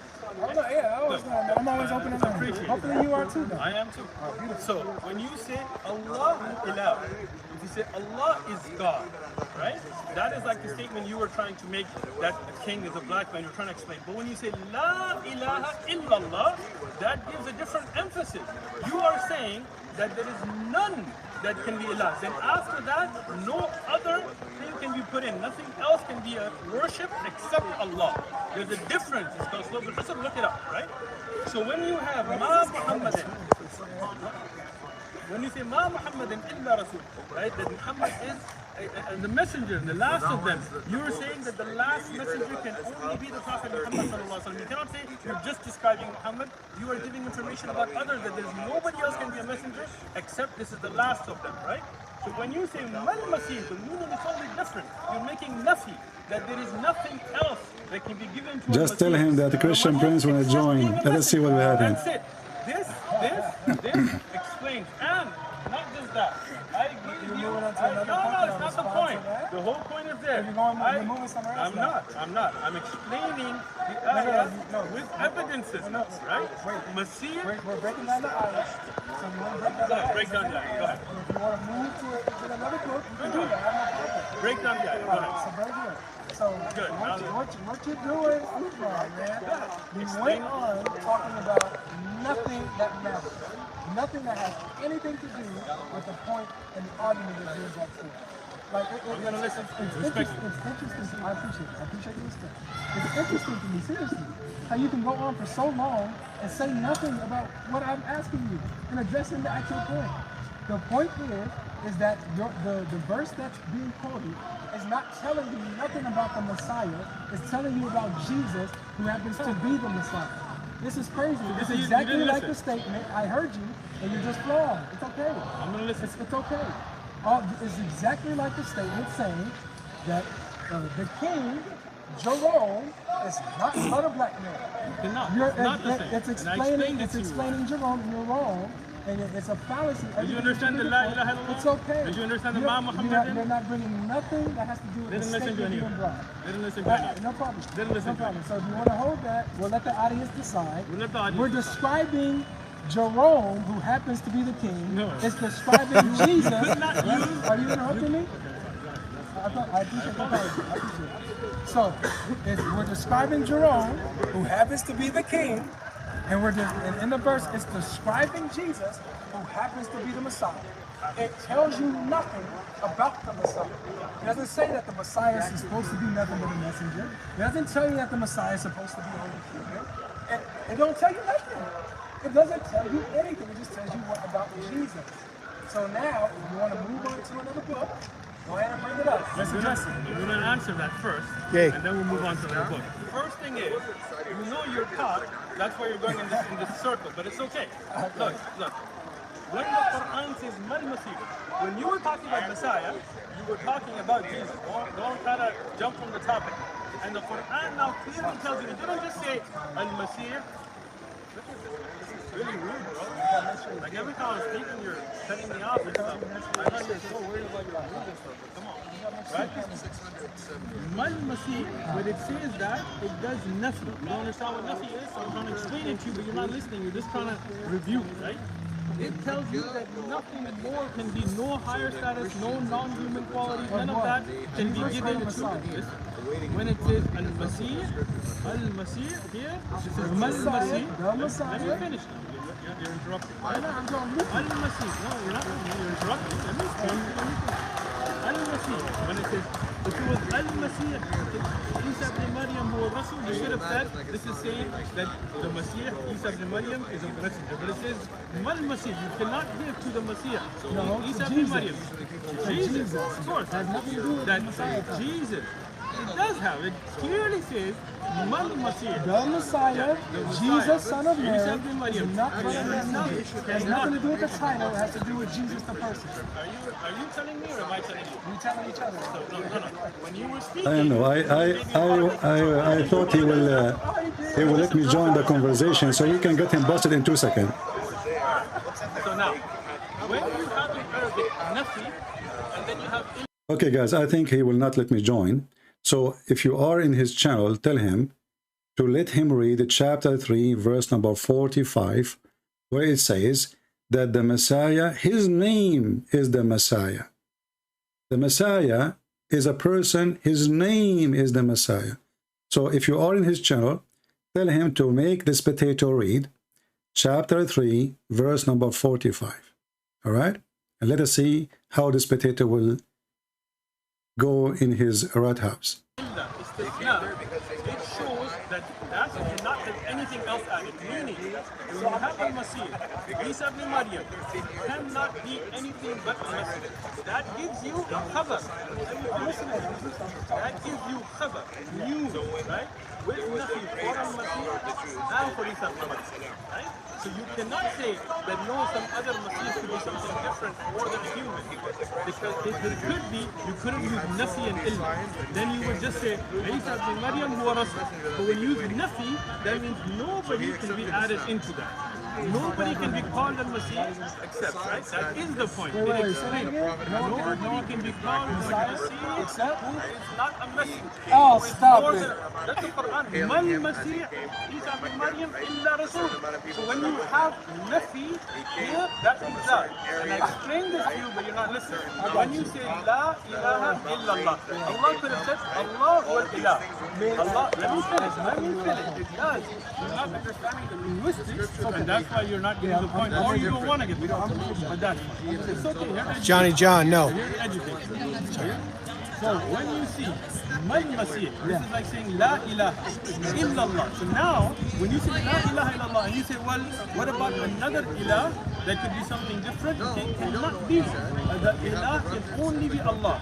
So Al-Masih can only be Rasul. It cannot be more or less. That is a criminal reading. That is not a criminal reading. That is according to the criminal reading. Just tell me what's Slub al-Hasan. Just like the footnote was a criminal reading. What's Slub al-Hasan? Criminal reading. Okay. Show me a tafsir or a hadith or an evidence that says different. That says what? That says that no, this does not mean that Masih is a Rasul. I never said, that's not my point. Now, let me give you how criminal you reading is. What you're doing is that you're demonstrating that you don't understand the argument.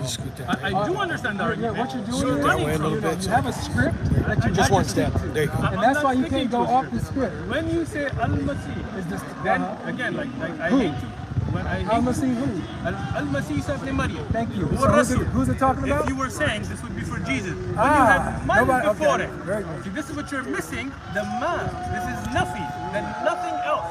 Right? Illa Rasul, then you have to say that this means the explanation of Al-Masih and of Isa ibn Maryam, that he's a messenger. This is Ibn Abi Shayb. I'm sorry, the son of... This is Ibn Abi Hatim. Ibn Abi Hatim? Yeah, Musnad from Ibn Abi Hatim. All right. It's a really great print too, Darul Ibn al-Jawzi. Okay. So now, here, when you have a hadith with the sanad, حدثنا أبو سعيد الأشعري عن وكيع عن سفيان عن منصور عن إبراهيم عن المسيح معناه الصديق. There you go. Take a picture. What's it say? Read it. حدثنا أبو سعيد الأشعري. Translate word for word, please. It was reported from Abu Sa'id al-Ash'ari, who reported from Waqi', who reported from Sufyan, from Mansur, from Ibrahim, who's a Nakhai. Al-Masih al-Siddiq, right? The Masih. Translate. Translating, bro, listen. So I gave you the chain. Al-Masih has the meaning of those that are... No, it doesn't say those. It's not plural. It says Siddiq. Not those. Stop. Al-Masih. The Messiah. The Messiah is. Thank you. Honest, So right? thank you. Isnaduhu sahih. Problem. Okay. So Now- wait. Let's pause here because I love what you just said. But I had to catch you because what you tried to do is that you tried to say that this hadith is applying it to those is in the plural, multiple. No, it's not. It's talking about one person, one Messiah. It says the Messiah is honest. Hey, bro. Pull my Quran out and go to. Oh, your hands are full too. Would it be possible for you to go to verse 3 or chapter 3, verse 45? In what? Let's see. I don't even know how this is. Ibrahim. So that's an opinion of No, scholar. it's a hadith. It's a hadith. It's an opinion This is where you lost again. It's chapter 3. It's chapter 3 right here, so we need verse 45. You're giving me Right there. It's not the field. This is when you have a maktub, mawquf, marfu'. These are called hadith. 345. 345. No, I'm listening. Go ahead. So when you say that this is a hadith, the statement of the senior tabi'un, the statement of Sahaba, I explained this to you last time, and that of Rasulullah all the way to Allah. These are types of hadith. You use those ahadith. Again, it's not called a tafsir. You use those ahadith for tafsir, to understand concepts. When you ask for hadith, and I told you about it last time, and I gave a different opinion. I gave an opinion. No, again, I explained this to you last time again. Al-Masih have many meanings, like a Rasul. Because if we somehow didn't have conversation. You said not in the Quran. So, yeah, Is so opinion, and after opinion, so wait. What am I supposed to do? What am I supposed to do when scholars differ on what Messiah means? What do you mean? What does Ibn Abbas say? What does Ibn Abbas say? Remember what he said? Anointed with blessing, right? Alright, no problem. What did this scholar just say? Those that are on it. No, not those. Stop looking at plural. I have to keep catching you. Yes, I do. I have to keep catching you. If I say, Pause. I wasn't done. You cut me off. So this is what's interesting. When I bring you the hadith, when I ask you, bring the hadith, bring the Qur'an, what that says. CP wants you to read 345. Yeah. Because what's his name? Oh yeah, exactly. Right. This is gonna be interesting. Okay. This was interesting. I asked him to bring hadith explaining what Messiah means and the purpose of Messiah. What you keep doing is showing me different opinions, tafsirs, explanations of different people, different scholars, maybe English or something like that all defer on what the Sheikh here said they have no answer. This is why you have to keep shuffling from scholar to scholar. This is bad. But here's another thing about this. Is that the verse that we read last time? Yeah, so instead of him, and this chapter 3, verse 45 of the Quran. This is what it says. When I don't even know if it says angels or not. When the angels said, "O Mary, indeed, Allah gives you good tidings of a word from Him, whose name will be the Messiah." Jesus, son of Mary. You can't find nobody. His name will be. No. Can you admit that there's nobody else in your hadith, in your Quran, that's the Messiah? Can you admit that? Yes or no? Please just be honest. Yeah, we can call it Finish speaking. Now, when you mention this verse, the other verse clarified your point. When you say He just read it, Johnny. or Johnny. Right? Which is Isa ibn Maryam, right? So when the other ayah said he is nothing more than a messenger, it explained what Jesus, the Messiah, was nothing more than a messenger. Now, explain it. And you messed up your own point by bringing this ayah. Because this ayah shows Ismahu al-Masih. So when he's given that ayah, and explained that al-Masih is nothing more than a Rasul, the Quran explained it. Well, no, let me finish. When you say al-Mustafa, al-Nabi, al-Rasul, when you say this, al-Rasul, right? When you say the message, right? When you said al-Rasul is the one that Risala is given to. Then you say that everybody who's a Rasul is given a Risala. You don't say, oh, it says al, so it's only about the Prophet Muhammad sallallahu alaihi wasallam. No, that's not the way language works. Show me somebody else who's called the Messiah. Let me finish. Look, you spoke, I listened. I asked a direct question. Now, I asked a direct question. Listen. Is anybody else in the Quran or the Hadith called the Messiah? Yes or no? Let me finish and I'll answer your question. I got you. Here's the mic. I got it. I take it. We'll drop it in a minute. Now, when you asked that question, I have shown you from the Quran first the meaning. No, you did. I did. And I'm not going to go back over it because everybody's seen it. Yes. Now, when the Hadith and the Sahaba, and this is Hadith, this is when you're saying the Quran Hadith, I'm showing you Hadith, you don't understand what a Hadith is. I've explained it 3 times, I'll explain it again. Both narrations, marfu. It's a yes or no. Let me finish. No, but you're never going to get to it. I will. You're in a court. Because you brought something, you stand guilty and accused. You're not a judge. You're not a court. God is the judge. God is the judge. Let God judge me. Let God moderate our judgment. You are not my accuser. Yes or no? You are not my judge. Yes or no? In the Quran, in the Hadith, when you find the meaning of a word, and there are multiple meanings, that's different. I mean, come on, how stupid you are, how fake you are. His name is the Messiah. Everybody is dying and laugh at you. That means there's only one person identified by the word Messiah. He's named even before his birth. You are a liar, you are a fraud, and not even a single Muslim agree with you. And when you are the one saying, show me a hadith, show me a tafsir, we asked you for the same. Show me, we showed you the Quran saying the Messiah is his name, and you coward is still saying there's many Messiah. How many Muslims will love to laugh at you? I did not even go there. I did not even share in the conversation. Just one verse, we got you busted. Anyway, guys, I'm going to be done for today. As you see, this religion is stupid, and obviously they will not call me, you know. But this guy didn't even know how to read Arabic. He was showing him a book in Arabic, but he could not even read the names. This is how fake he is. He claimed he have a master degree in Hadith, but yet he could not even read one line in Arabic. One line in Arabic. Hey, Kacha boy.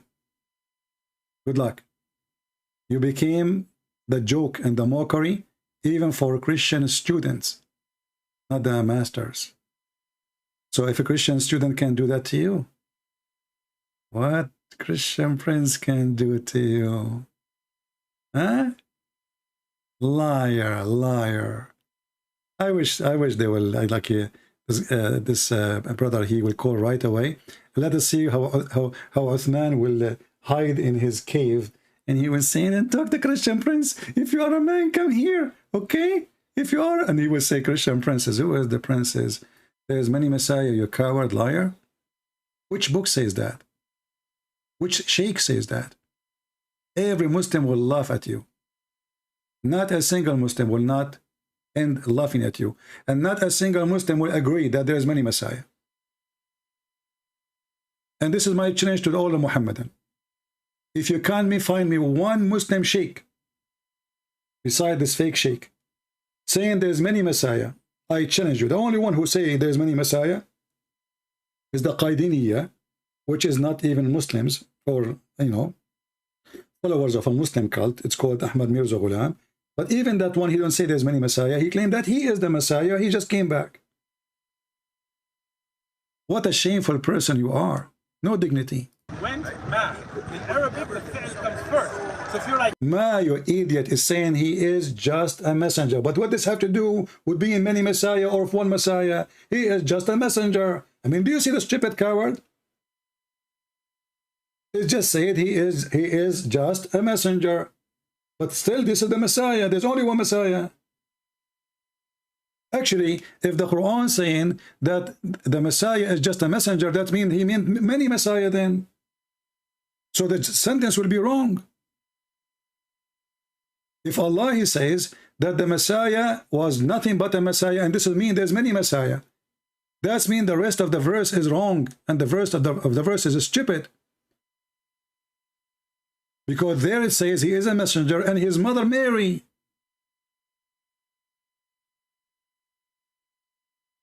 I mean, do you see the stupidity? It says clearly that this is the Messiah, not a Messiah, and his mother Mary. So even the sentence he is using there, it's confirmed that this is the Messiah, who there's no one else beside him is called the Messiah. So he's telling them, who is the Messiah? And by the way, here it says, doesn't say Jesus, Isa, doesn't say Jesus, it says the Messiah and his mother. What a stupid liar, trying to cover his poo-poo, and the more poo-poo he tried to cover. Same man first, yeah. you're asking me to mistranslate. Let me translate the whole line, then you'll understand. The more poo-poo he did. Give me 1 second, I'll tell you. I just got to check this camera. How's the camera? Good. 20 minutes? 20 minutes? 20 minutes. Yeah. Sorry about that. Anyway, I'm done with this idiot. You see, they are just a bunch of kids. They have no dignity. And even the Muslims, who they are around him, they should say to him, brother, just admit that you are making a big mistake. And yes, there's no Messiah beside the Messiah. Just say it. You will see all the Muslims are so quiet. They knew he's lying, but it's an embarrassment. This is the guy, they claim that he is their teacher. He made a big poo-poo. He don't want to admit that he made a poo-poo. And he lied. And this is the consequence. Every Muslim will die laughing at Sheikh Uthman for centuries to come. And we can open any interpretation, even for the verse he chose. If the verse which he chose in Ibn Kathir, Al-Qurtubi, Al-Tabari, Al-Jalalain is saying what he is saying, then he's right. If none of them saying that, he's a liar. And remember, we are the Arab, not an Afghani boy who do not even know 3 words in Arabic how to read them. There's only one Messiah. This is why the letter AL exists before the word, for it is a title and a name in the same time. So when the Quran says his name,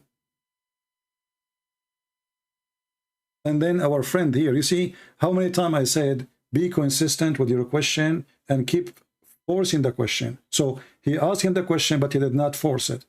Show me one person in the Quran or in the Hadith. He is the Messiah and he is not Jesus. There's 2 Messiah in Islam. One is the true Messiah and the one is the false Messiah. So the false Messiah not to be counted. He's a false Messiah. This is his name. His name is Dajjal. And the reason there's a false Messiah, because simply there's only one Messiah.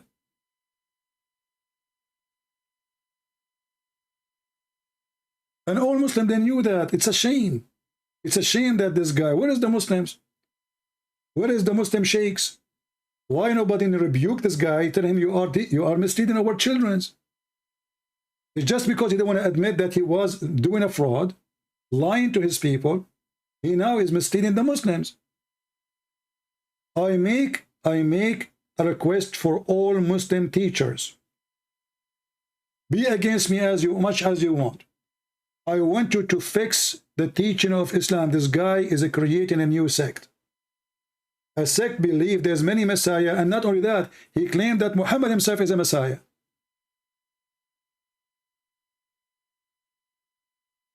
How you Muslims even accept such a thing?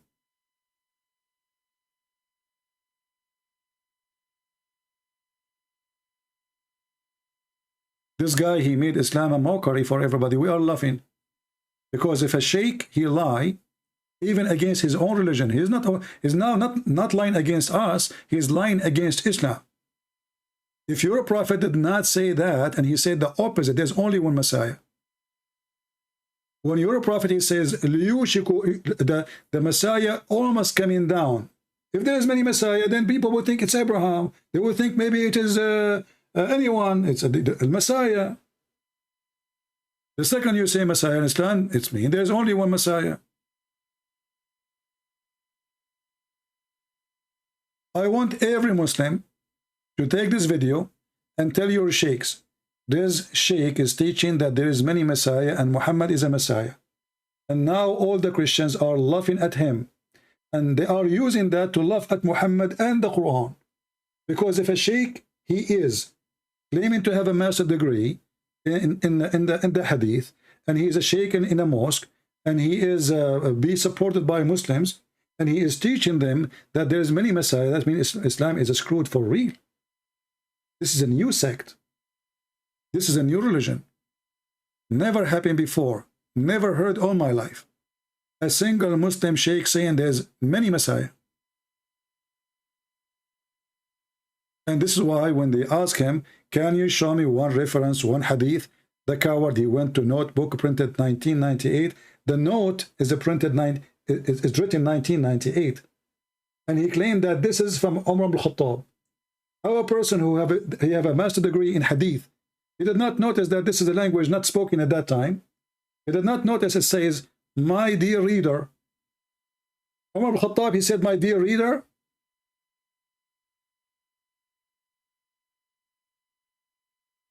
Umar ibn Khattab, he says, in our world today.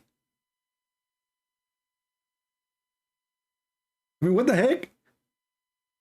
This is a note speaking about how Islam is advanced supposedly before, way before the other civilization. But the same page, by the way, teaching about how to beat Christians. You see how advanced it is? How to beat Christians. Coward. No shame, no dignity, no loyalty even to the religion. They worship themselves.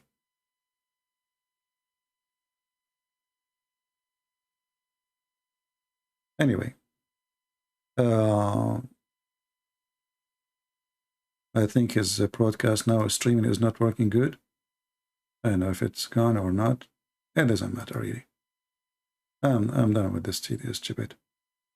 But you see, we are glad, you know, those are priceless for us, by the way, because they confirm one thing to the Christians. You remember when I said to you that the Russian now in the war, they make a video, and the video they claim something, and they claim that they are Ukrainian posting this video, and then they make another video showing the original video proving that this was a fraud, like copying a video about war happened 10 years ago, and Ukrainian claim that this is a video yesterday. But the fact that the one who posted the first video claiming to be Ukrainian, he is not a Ukrainian. And then he is the same person who will post the original one to prove that this is a fraud, so he can damage the reputation of the Ukrainian. Well, this idiot, he is doing the same, but he is damaging his own reputation and damaging the reputation of the Muslims. He claimed that Umar ibn Khattab, he said something, and then we check it out, we find it's a fraud. This was a notebook. Somebody added to the book, 1998, a comment. This is from now. Have nothing to do with the hadith, and it's not even a hadith. And then when we ask him, can you show us the reference? One reference, he failed. That there is many Messiah. And now he is trying to say, Mal Masih. Okay, Ma is a letter or a tool. Mean he is nothing but exception. Exception that he is nothing about him except he is a messenger. But still he is the Messiah. If there is many Messiah, and the word Ma will change the meaning that there's many Messiah, that means the verse is stupid. Because there's many Messiah then. How we know which Messiah is talking about? They take advantage if you don't speak Arabic. But people will learn. And people will laugh. Did we have a good time? And again, by the way, we are not going in the other channel. Soon we'll go there again. But we will still doing live podcast here. So tell your friends, please, that we are going to be live here for some time. So people, they join us. Until now, most of the Christians who follow my videos didn't know how to find me. Even though we post every time videos saying Patreon/Christian Prince. So if a Christian Prince channel was gone, or he changed the channel, all what you need to do, you go to patreon.com/Christian Prince. You do not need to donate. You do not need even to make a login name. You do not need to do anything. Just type patreon.com/Christian Prince. You will see my video. Click at the last video I posted. You will find me. That means this is where I am now. Very simple. Why people have hard time when we are having the address in the front of you? Isn't it this is an address? Did you ask yourself why this address is there? It is there for a reason. So my friend, his name is the Messiah, and the Messiah is our Lord, and he is holy. His name is holy. His act is holy. His word is holy, and he is God on earth who came to us, the walking, talking, living word of God. And then he said, you are from below, I am from above. And because he is from above, he went back to above. Dust to dust, my friend. This is who we are. He go where he belong. He is from above. And then the Muslim, they say to you, where Jesus says, I am God, worship me. Well, he said, I am from above. What does that mean? And you are from below. So he is not from our kind. He is not one of us. He is our Lord. In the same time, yesterday, a Muslim, he tried to play games. He said, can you explain to me why Jesus said that the earth and the heaven will be demolished, will be gone, will pass away, but my word will not? This is a sentence proof that Jesus is God again, because everything will go except his words.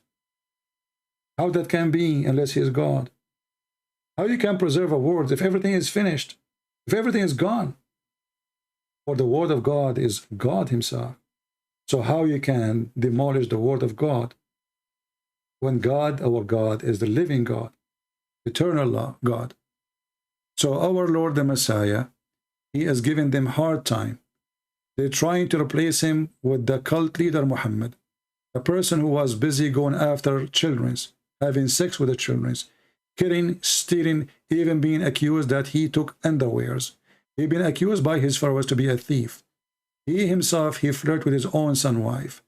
The zero ethic prophet, under zero ethic prophet. How in the world even this can be a prophet when all his prophecies become false? And next time we go live on air, I challenge every Muslim to call me live and to show me one prophecy. You see, there's tons of Muslim videos showing you how many prophecies Muhammad he said. As an example, he says you will conquer the Byzantine, you will conquer Constantinople, but Muhammad was saying that to the Arab in front of him. And the proof of that, he said stay away from the Turk as long as they don't fight you. And he claimed that the Turkish are Gog and Magog people. But the fact, what happened, Muhammad himself, he went to attack Constantinople. After he said that, and he failed. He failed in Tabuk. He came back, shish kebab, hummus. He could not do it. So Muhammad, he made a false promise. And then when the Turk, they conquered Constantinople, the Muslim, they claim this was his prophecy. When the Muhammad was talking, he was speaking to the Arab and to those who are in front of him. Every single prophecy Muhammad said is proven to be false. Next time we go live on air, we encourage every single Muslim to call us. And this is the challenge for you. You can bring your ketchup boy with you. Show me one prophecy come to be true. And by the way, if there's one prophecy that did not come true, Muhammad is a fraud. Because it doesn't matter, one lie, two lies, three lies. Prophet is a prophet always, not part-time prophet. One lie is enough to prove Muhammad is a fraud. Just one. And we have millions of them. So thank you guys for being here. I hope we have a good time together. The video became so long, but you can cut it pieces as you wish. And remember, I don't keep my videos for long, so I will delete them every few days. So download, share, and do what you need to do. Thank you. God bless you.